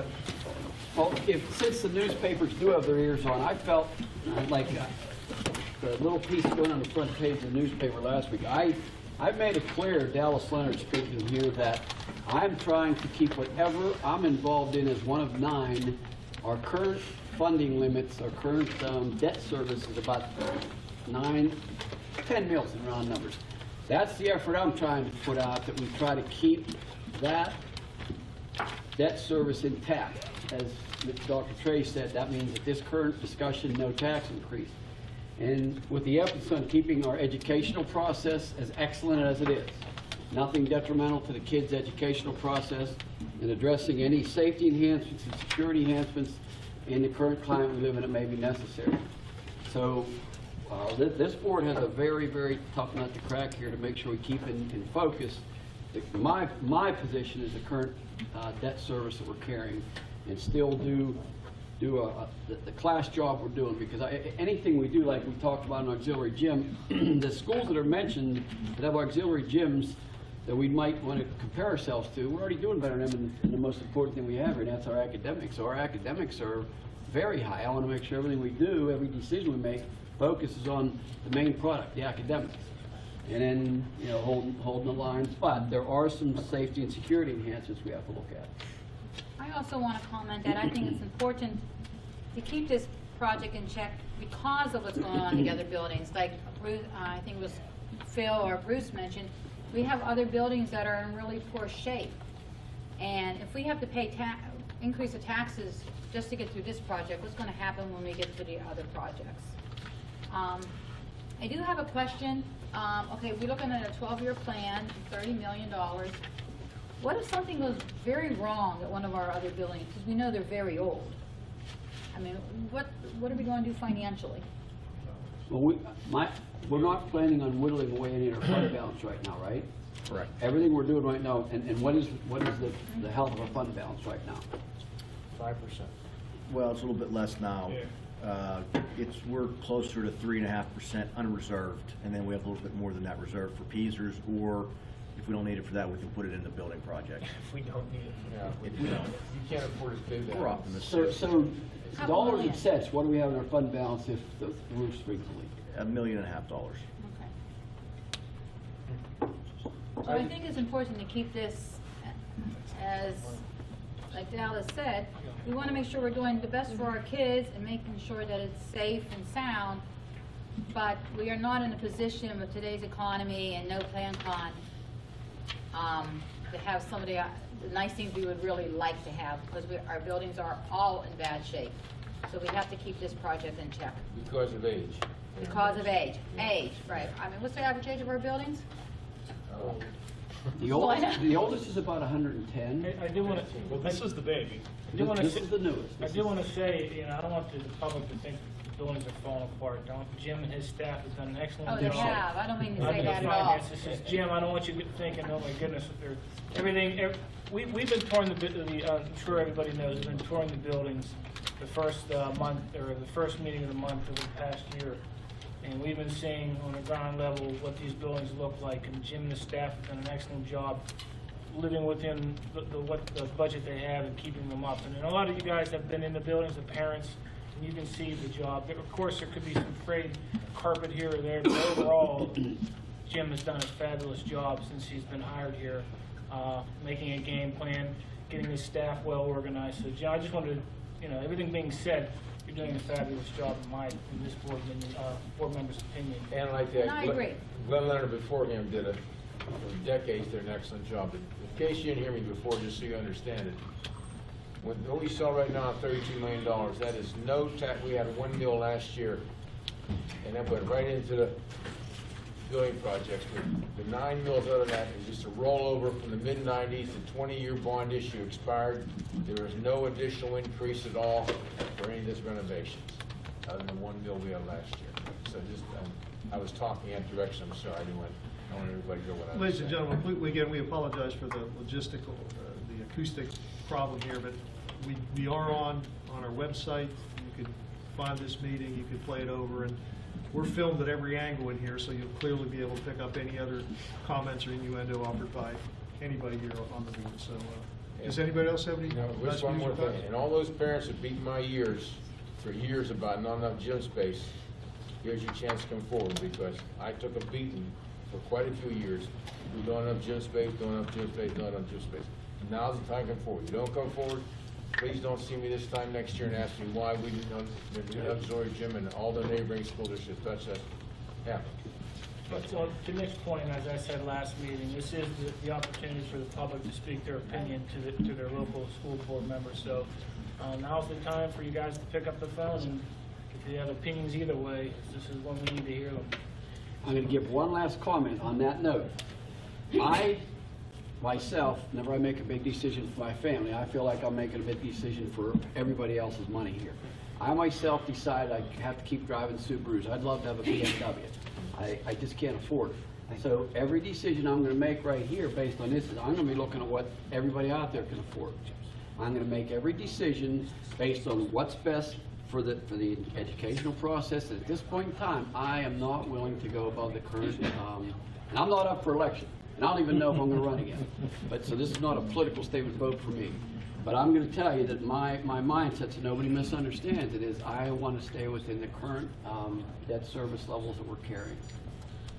Just so also, I drive a 96 Chevy pickup truck out there too, just so you know. So as I understand, I drive a Honda the Civic. document that you have up here, you're going to send that out to us all? I will send the document tomorrow morning out to you. You know, there are, as was mentioned earlier, there is some timeline issues approaching. There has to be some decisions made on the scope of this. I know that there are concerns about starting a long-term or long-range plan to get that going. Let me be clear, Dr. Bowman, when I say that, I don't think that's at the expense of starting things. I mean, I'm in agreement that I don't think there's anyone on this board that feels that this building is not going to be here serving the purpose of being the high school in Penn Trafford School District. There's no reason not to move this project forward in some scope, whether it's this plus a little bit, minus a little bit. I'm saying in addition to that, you know, or at the same time, you know, the parallel stream start the long-term plan for the rest of the district. Absolutely. I absolutely believe we need a long-term plan. But just also keep in mind too, I'm just so concerned about the age of buildings.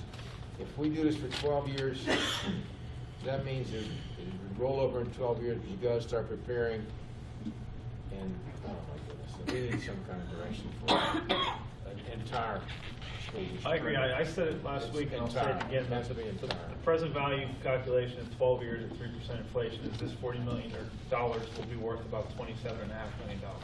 So if you do nothing, in today's buying terms, you'll have, that's it, another $27 million. So you see what $27 million buys you in this building. It gets you new plumbing, new electric, some lights, a small parking lot, and an upgraded auditorium and a classroom renovation. I heard someone last week mention the car buying. It's not a Cadillac, it's your basic Malibu on the lot there. So now take that over however many other buildings in the district you're looking at. It's not a lot of buying power. So, which is why I want to keep stressing, if you know, put in place this, let's get it rolling, and let's very soon start the conversation about where we're going to be in 12 years or 8 years or wherever it may be, because I think that planning is going to be critical for what we want to do. As we conclude this discussion, ladies and gentlemen, are we in a position where we think we can make a decision next week? Next month?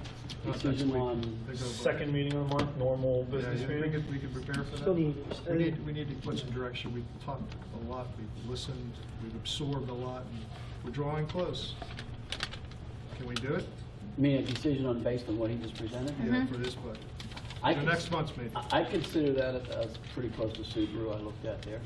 So I'm ready to make a decision. But for sound future planning, I don't think we have it yet. So.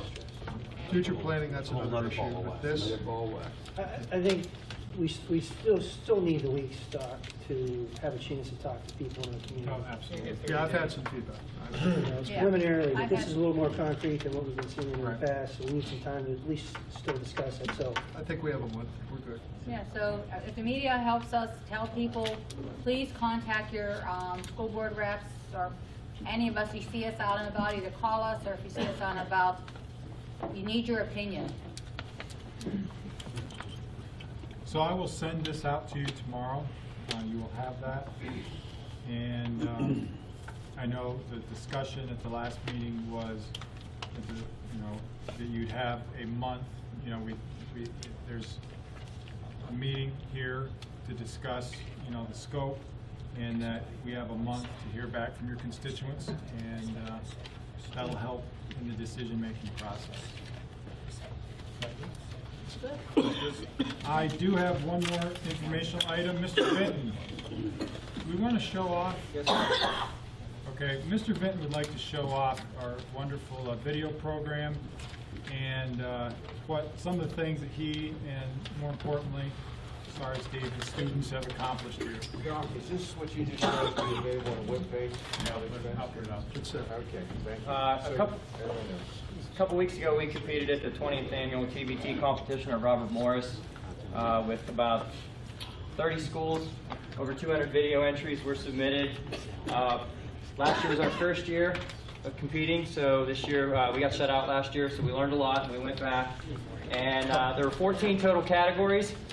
We entered 8 of them, and we placed or won in 5 of the 8 categories that we entered into, including Best of Show, which is the highest scored video of all 200 out of all 30 schools. We won for public service announcements, animation, opening sequence for our announcement show in the morning. Alec won for sports highlights, and Dan Falk won for computer animated graphics. So we represented very well. We went right up against with the powerhouse programs, your Pine Richlands, Latrobes. So you should be proud. And we won. Yes.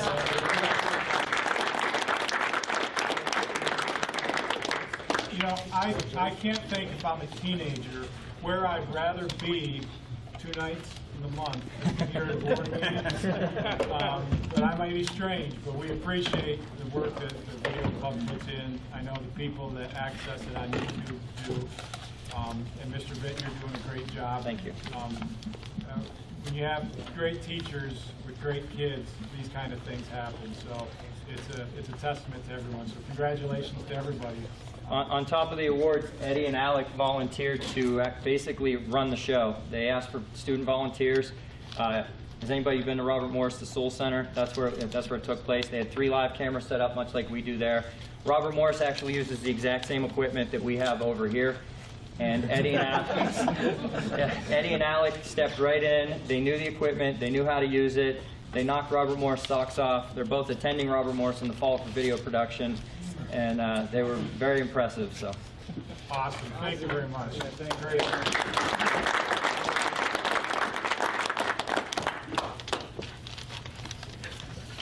Dr. Trey, that would probably be the longest information session I have ever had. So I am done.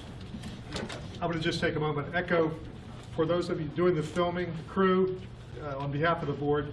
We really do, again, appreciate what you've done. You've become quite a fine professional group, and when you can make Mr. Petrucci and I look good on video, I think that's a phenomenal event. A lot of touch-up. You've done a great job. And it's made us. Our presentations appear more and more professional, and it's all with the filming process and how you focus, and I'm learning a lot just from your style and improvement. So I won't belabor that anymore. We've got a lot to do. Thank you again. thank you. We're at the stage now where we're recognizing visitors, and a little bit of apology, because the audience recognition is only for district residents. This is the only opportunity you get to participate. It's a part of our board policy.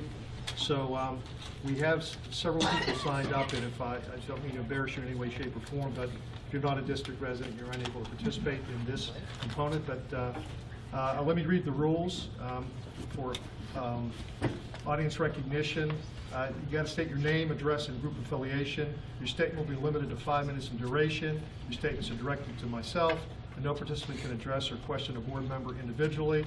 I could interrupt your statement if it's too lengthy, personally direct. Abusive, obscene, or irrelevant. And at this time, we have a number of people signed up. I'll begin with Mr. Chris Guy. Yes, thank you. From Baker School Road, 025 Baker School. I represent myself, citizen, parent back there. As far as the conservative approach to this building project, I don't drive a car I haven't paid cash for, so I'm with you as far as that goes. I appreciate the concern for that. There's probably a little bit you could trim out of that yet. I am concerned about the budget, as you are, with the older buildings. And the other thing that's concerning me about spending this money is the teachers fund, the pension fund. How is that going to be handled? Because I understand that's a kind of time bomb coming on us. Well,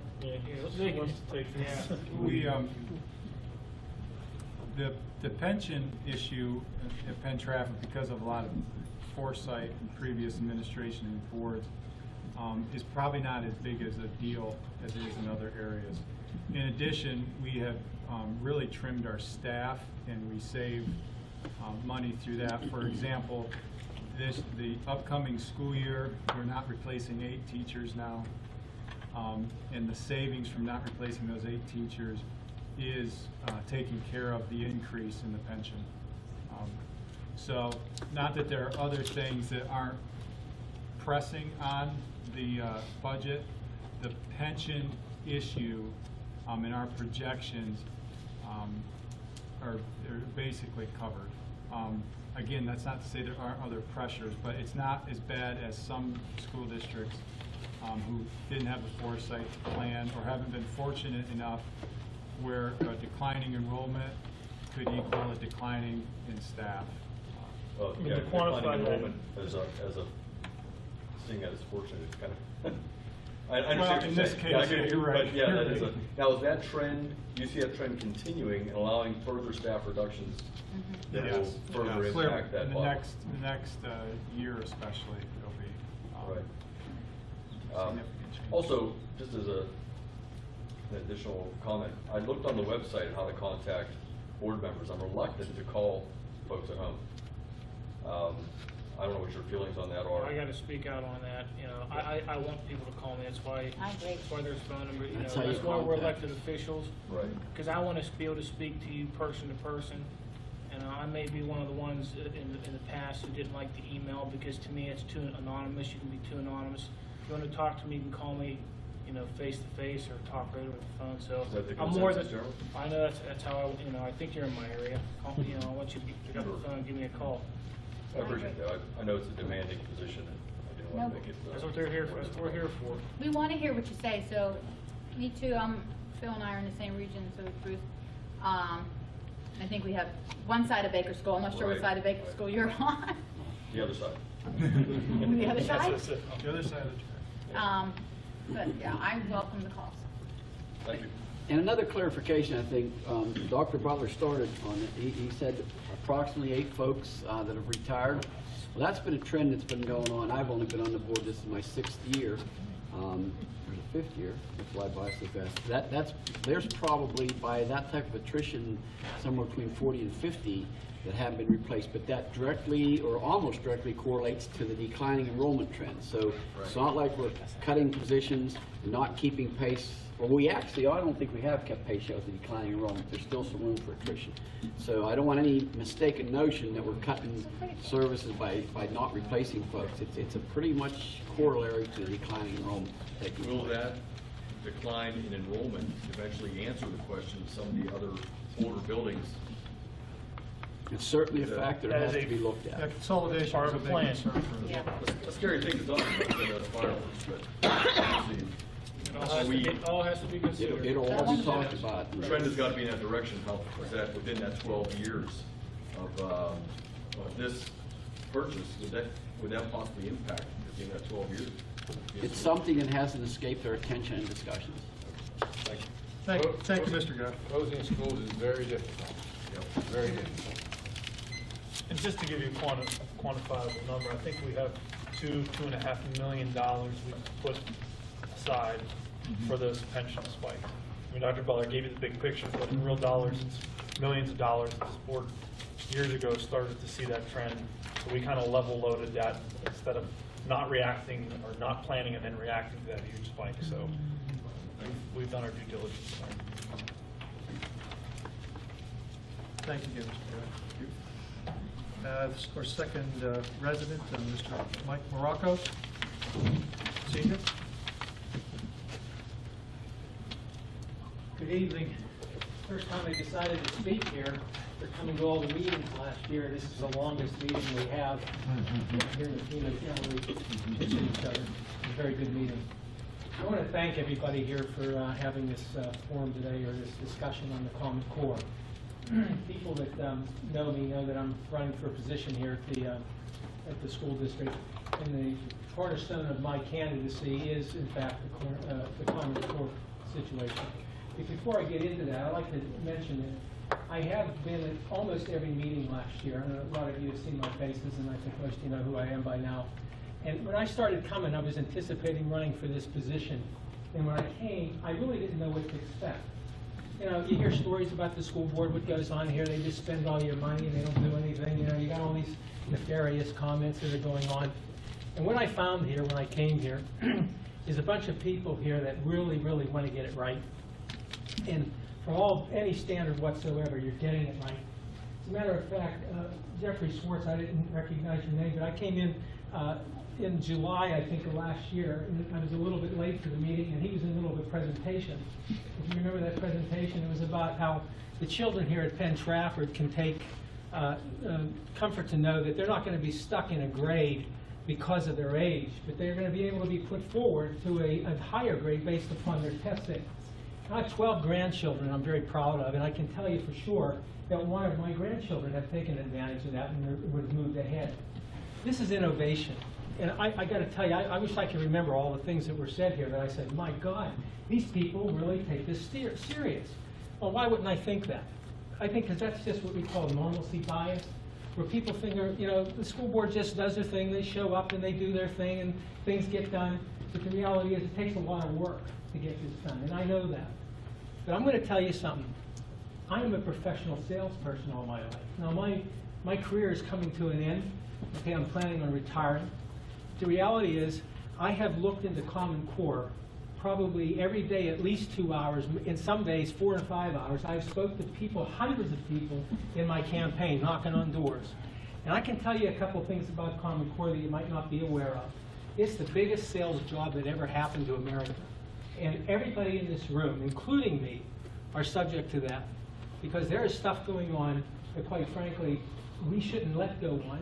And the very fact that it is going on means that the work of this young man here and everybody here can be taken right out from under you. You know, we saw all these facts and figures tonight about what we're going to spend for the bricks and mortar here.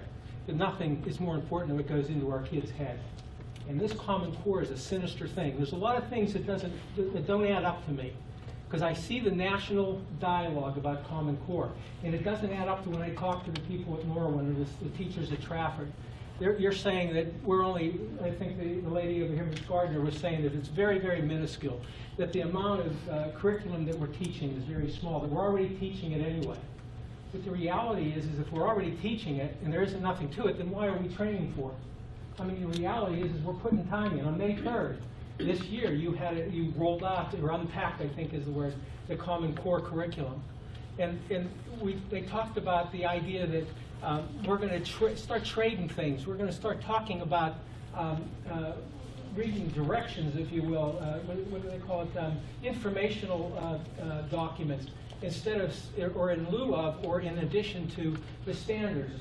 And one example I found is the actual Gettysburg Address was put in the same idea that we're going to learn as much from an informational standard as we are the Gettysburg Address. There are major changes there.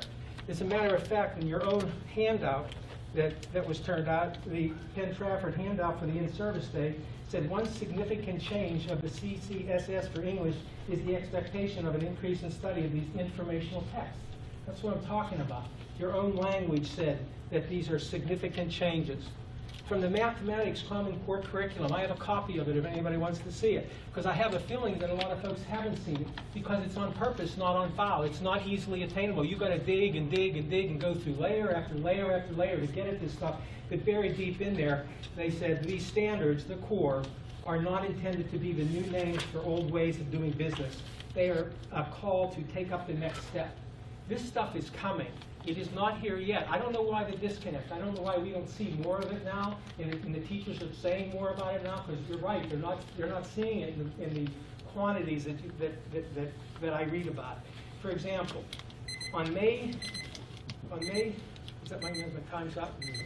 You mean I'm done? You finished? If you can wrap it up real quickly, Mr.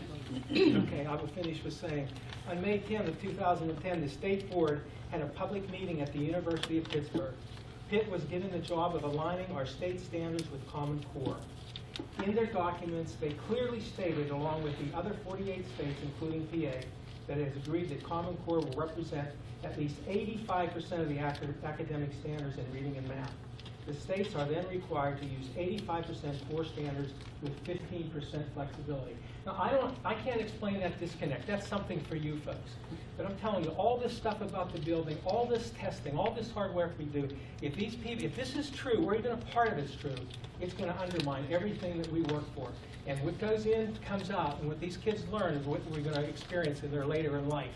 How they vote, how they think, what their values are, and we're all going to be subject to some faceless bureaucrat in Washington, D.C., writing the standards for us. So gentlemen like him can't go ahead and make the curriculum the way it should be. And what happens to the fine arts? What happens to the other things when this 85% comes in? And I beg you, folks here, you guys got to look into this more. There's layers and layers and layers of this. Spend some time on it.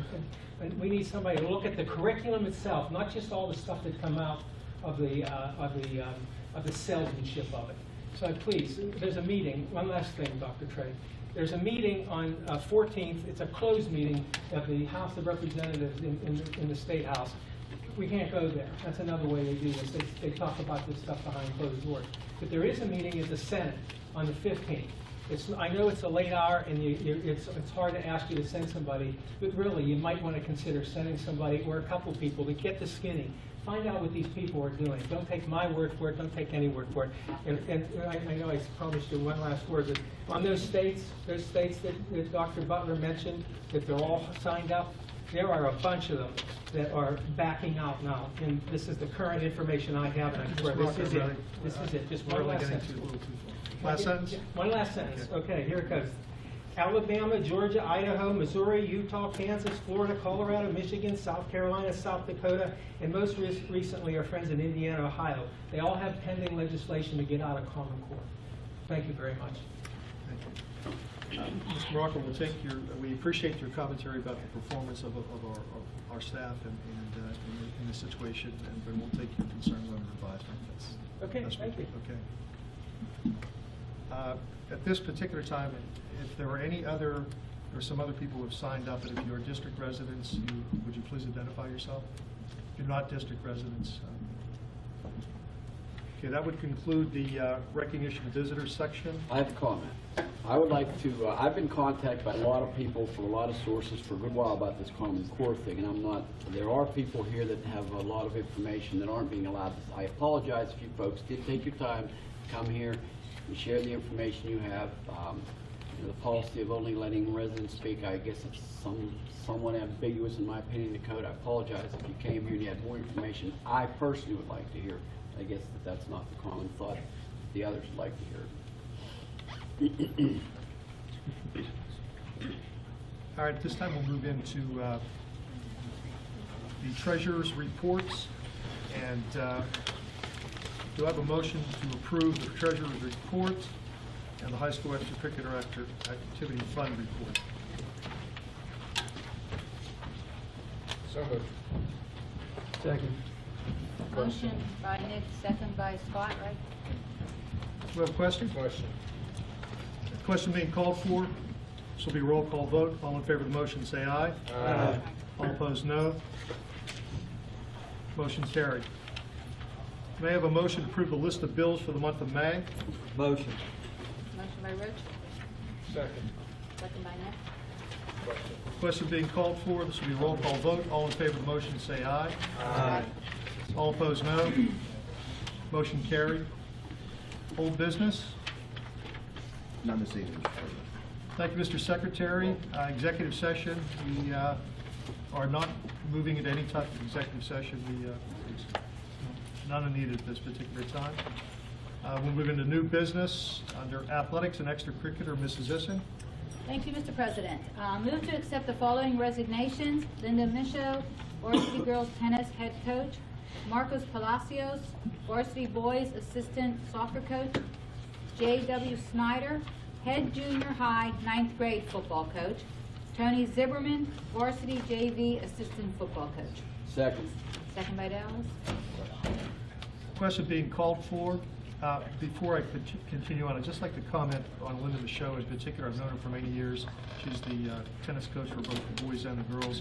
Losing her is a tremendous loss for the district. Her skills and ability with students have brought us into the highest level of competition in Western Pennsylvania. So we're going to miss her here. Thank goodness she's staying with the boys. I drew the day that she ultimately gives up anything dealing with tennis coaching in this district. The question was called for. This will be a roll call vote. All in favor of the motion, say aye. Aye. All opposed, no. Motion carried. Okay, move to employ the following personnel. Robert Brown, varsity boys soccer assistant coach. Russ Gratton, varsity football assistant coach. Aaron Miner, 9th grade football head coach. Second. Second by Rich. Question. Question being called for. This will be a roll call vote. All in favor of the motion, say aye. Aye. All opposed, no. Motion carried. Move to approve the following volunteer coach contingent upon the receipt of all necessary documentation and the acceptance of Act 34, 151, and 141 waivers from the Commonwealth of Pennsylvania within 30 days. Tony Zimmerman, volunteer varsity JV football coach. Second. Second by Nick. Question. Question being called for. This will be a roll call vote. All in favor of the motion, say aye. Aye. All opposed, no. Motion carried. That's all, Mr. President. Thank you. We'll move into budget and finance. Mr. Chester. Thank you, Mr. President. Move to adopt a resolution approving the proposed 2013-2014 budget for the Central Westmoreland Career and Technology Center in the amount of $7,593,287. Second. Second by Dallas. Question. Question being called for. This will be a roll call vote. All in favor of the motion, say aye. Aye. All opposed, no. Motion carried. Thank you. Move to adopt a resolution approving the 2013-2014 anticipation loan for the amount of $5,800,000 with PNC Bank at 1.05% fixed rate for the Central Westmoreland Career and Technology Center. Second. I do have a question now. Fred, can you give me a little background on this? I'm just need a refresher on this. Yeah, every year, because the Career Technology Center does not have tax dollars coming in, they start the school year with a negative cash flow. So every year they go out at the beginning of the year and borrow money to get them to when they start actually collecting subsidy from the state. And then they just pay the loan back every year. So how long are they holding this loan for? Any idea? Yeah, Nick would probably know better. 2 or 3 months until the beginning of the school year. That's right. It's been going on since '75. I think they all do them. Almost. I know we all. They all do them. You're forced to do it, otherwise you can't start school. Right. And we as a district, on occasion, have done it as well. Fortunately, we haven't been in a position where we haven't had cash to carry us over. But I mean, it really costs us nothing. It's all, but they need our approval as Yeah, I just had, participating. that's what I figured it was for, but I wanted to have some idea how long they're carrying the loan. Yeah, Now just 1% an annual rate. that's correct. Point of clarification now, that is a tax anticipation loan. We're not obligated on that loan. It's just that we're one of 9 members that contribute, so we have to approve, but if anything would happen to the loan, we're not obligated to pay it back. Well, theoretically, if the VOTEC were to default, we, as one of the participating members, would in fact most likely be on the line for But we'd have to pay one-ninth. a prorated share. Right. So it would be potentially 1/9, and that would be in excess of the annual amount that we pay. Now, that is about the annual amount, though, probably, then, if you do the math. Pretty close. Yes, pretty close. Yeah, okay, Pretty thank close. you. I think we had a second, Thanks, by Bob. Rich, right? Yes, Rich seconded it. Question being called for, this will be a roll call vote. All in favor of the motion, say aye. Aye. All opposed, no. Motion carried. Move to approve the following compensation rates for aides, health room technicians, substitute teachers, and substitute support personnel for the 2013-14 school year. There will be no increase in the 2012-13 school year, as listed. Second. Second by Bruce. The question being called for, this will be a roll call vote. All in favor of the motion, say aye. Aye. All opposed, no. Motion carried. Move to designate S&T Bank and/or its successor as treasurer of the Penn Trafford School District for the 2013-14 school year at no cost to the district. Second. Second by Dallas, I believe. Yes, Dallas. Question. Question being called for, this will be a roll call vote. All in favor of the motion, say aye. Aye. All opposed, no. Motion carried. Move to approve the following expenditures for the month of April 2013 for the high school renovation project according to schedule. Axis Architecture, $38,333.50. Sarah Corporation, $15,000. Second. Second by Rich. Question. Question being called for, this will be a roll call vote. All in favor of the motion, say aye. Aye. All opposed, no. Motion carried. Move to award bids for gasoline and diesel fuel for the 2013-14 school year for the school district's quantity request to the following vendor whom the Westmoreland Intermediate Unit Joint Purchasing Consortium for fuel as identified as the lowest responsible bidder meeting or equaling specifications. Gutman Oil Company for gasoline, 87 octane at a fixed rate of $2.7588 per gallon, and Gutman Oil Company for diesel fuel at a fixed rate of $2.9937 per gallon. Second. Question. Second by Dallas. Question being called for, this will be a roll call vote. All in favor of the motion, say aye. Aye. All opposed, no. Motion carried. That is all, Mr. President. Thank you, Mr. Chasik. Buildings and Grounds and Safety, Mr. Leonard. I apologize, I don't have anything to add tonight to lengthen our meeting. All right, thank you, Mr. Leonard. Employee Relations, Negotiates Transportation, Mr. Stovall. Move to approve the 4-day, Monday through Thursday, summer work week from 6 a.m. to 4 p.m. beginning June 3rd, 2013 and ending August 12th, 2013, in consultation with the Service Employees Union. Second. Second by Dallas. Question being called for, this will be a roll call vote. All in favor of the motion, say aye. Aye. All opposed, no. Motion carried. That's all I have tonight, Mr. President. Thank you, Mr. Stovall. Food Service, Mr. Nemeth. Thank you, Mr. President. Move to approve the following breakfast and lunch prices for the 2013-14 school year. There will be no increase from the 2012 to 13 school year. Elementary, $2.10. Elementary premium, $2.50. Secondary, $2.45. Secondary premium, $2.85. Breakfast, $1.30. Reduced breakfast, 30 cents. Adult, $3.10. Reduced lunches, 40 cents. A la carte, no increase. Second. Second by Dallas. Dallas. Question. Question being called for, this will be a roll call vote. All in favor of the motion, say aye. Aye. All opposed, no. Motion carried. Move to approve the following milk prices for the 2013-14 school year. There will be no increase from the 2012-13 school year. White milk, 70 cents for half pint. Chocolate milk, 70 cents for half pint. Second. Scott. Question being called for, this is a roll call vote. All in favor of the motion, say aye. Aye. All opposed, no. Motion carried. That's all I have, Mr. President. Thank you, Mr. Nemeth. Personnel and Curriculum, Mr. Petrucci. Thank you, Mr. President. Move to approve the additional substitute teacher support personnel for the month of May 2013.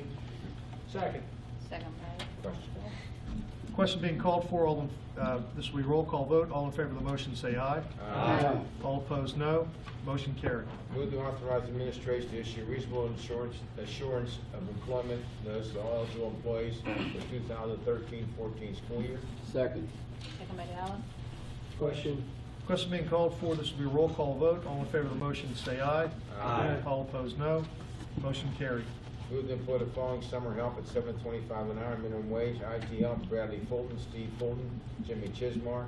Grounds help, Ryan Arzeni, and Bradley Belko. Second. Second by Rich. Question. Question being called for, this will be a roll call vote. All in favor of the motion, say aye. Aye. All opposed, no. Motion carried. Move to approve the purchase of iPads for 2013-14 school year in an amount of $158,406.35 to be used in middle school, high school math in lieu of textbooks according to the textbook cycle. Second. Second by Phil. Question being called for, this will be a roll call vote. All in favor of the motion, say aye. Aye. All opposed, no. Motion carried. Move to approve the purchase of IMAX for 2013-14 school year amount of $70,768.52 to be used for the 7th and 8th grade English in lieu of textbooks according to the textbook cycle. Second. Second by Dallas. Question. Question being called for, this will be a roll call vote. All in favor of the motion, say aye. Aye. All opposed, no. Motion carried. Move to approve the following textbook for 2013-14 school year. This is a textbook budget according to the textbook cycle. The title of the book is Hope Elements of Language. Publishers Houghton Mifflin Harcourt. The copyright date 2009, grade level 6, class English, $15,923.05. Second. Second by Phil. Question being called for, this will be a roll call vote. All in favor of the motion, say aye. Aye. All opposed, no. Motion carried. Move to approve the following FMLA leave requests. Breanne Haywood, special education level green, from October 12th this year to December 31st this year. Kelly Kilbuck, grade 2 at Harrison Park, September 13th this year to December 9th this year. Jennifer McClintock, grade 1 at McCullough, from August 19th this year to November 12th this year. Yeah. Kelly Riley, English at Penn High School, from August 22nd this year to January 13th, 2014. And Jody Wiseman, grade 1, Trafford Elementary, from August 22nd this year to January 13th of 2014. Sure. Second. Second Phil. Second by Phil. Question being called for, this will be a roll call vote. All in favor of the motion, say aye. Aye. All opposed, no. Motion carried. Move to the following resignations: retirement, Phyllis Saletta, attendance clerk at Penn High School, effective June 24, 2013. Resignations: Amy Alberts, paraprofessional at Penn Middle School, effective June 6, 2013. Barbara Mamoni, paraprofessional at Penn Middle School, effective April 23, 2013. Second. I think Dallas got that one. He Second by might have beat me on that one. He was pretty I close. don't know. Question being called for, this will be a roll call vote. All in favor of the motion, say aye. Aye. All opposed, no. Motion carried. That's all, Mr. President. Thank you, Mr. Petrucci. Policy, Public Relations, Legislative, Title II, Mr. Newell. Thank you, Mr. President. Move to accept the final minutes of Superintendent's Information Committee meeting held on Tuesday, April 2nd, 2013. Second. Second by Phil. Question. Question being called for, this will be a roll call vote. All in favor of the motion, say aye. Aye. All opposed, no. Motion carried. Move to approve the list of graduates, 358 of them, the class of 2013, as submitted by Mr. Scott Inglaze, Principal of Penn Trafford High School, pending satisfactory completion of all the requirements for graduation as prescribed by the Commonwealth of Pennsylvania and Penn Trafford School District. Copy list will be filed with the official minutes of this meeting. Second. I'll now read them. No, I'm kidding. Second. I think Dallas second that. Question. We have a question. Question being called for, this will be a roll call vote. All in favor of the motion, say aye. Aye. All opposed, no. Motion carries. Move to tentatively approve the updated, whoa, thank you, anaphylaxis policy is submitted by the board. Second. I do have one question though, Doc, and this might not be the right forum, but do we know ahead of time if a student is going to potentially be in a compromised position so that we already have their supply there? Okay. I mean, if they know about it, we know about it. I just get wary about administering it, granted if it's a life-threatening scenario, but typically, we have their stock here. Right. And we Okay. had our attorney look at this. Okay. Phil, second. Do we have a second on I that? got a second. Okay. Second again. Second by Phil. And a question being called for, this will be a roll call vote. All in favor of the motion, say aye. Aye. All opposed, no. That is all I have this evening, Mr. President. Motion carried. Thank you. Thank you, Mr. Knoll. Solicitors report? Nothing this evening. Thank you. PTA representative, I'm sorry, taxes, insurance, and census, thank you. Mr. Stovall, I missed you. Nothing tonight. You look pretty upset, thank you. Don't we need to anger you? Thank you. And PTA representative, we've worn down Mr. Rainier, he's not here this evening. My apologies, I failed to announce at our pre-meeting executive session, which we were 4 minutes late from, we were discussing personnel. And do we have a motion for adjournment? Make the motion. Second. Roll call vote, fine, all in favor, say aye. This meeting is ended at 9:38.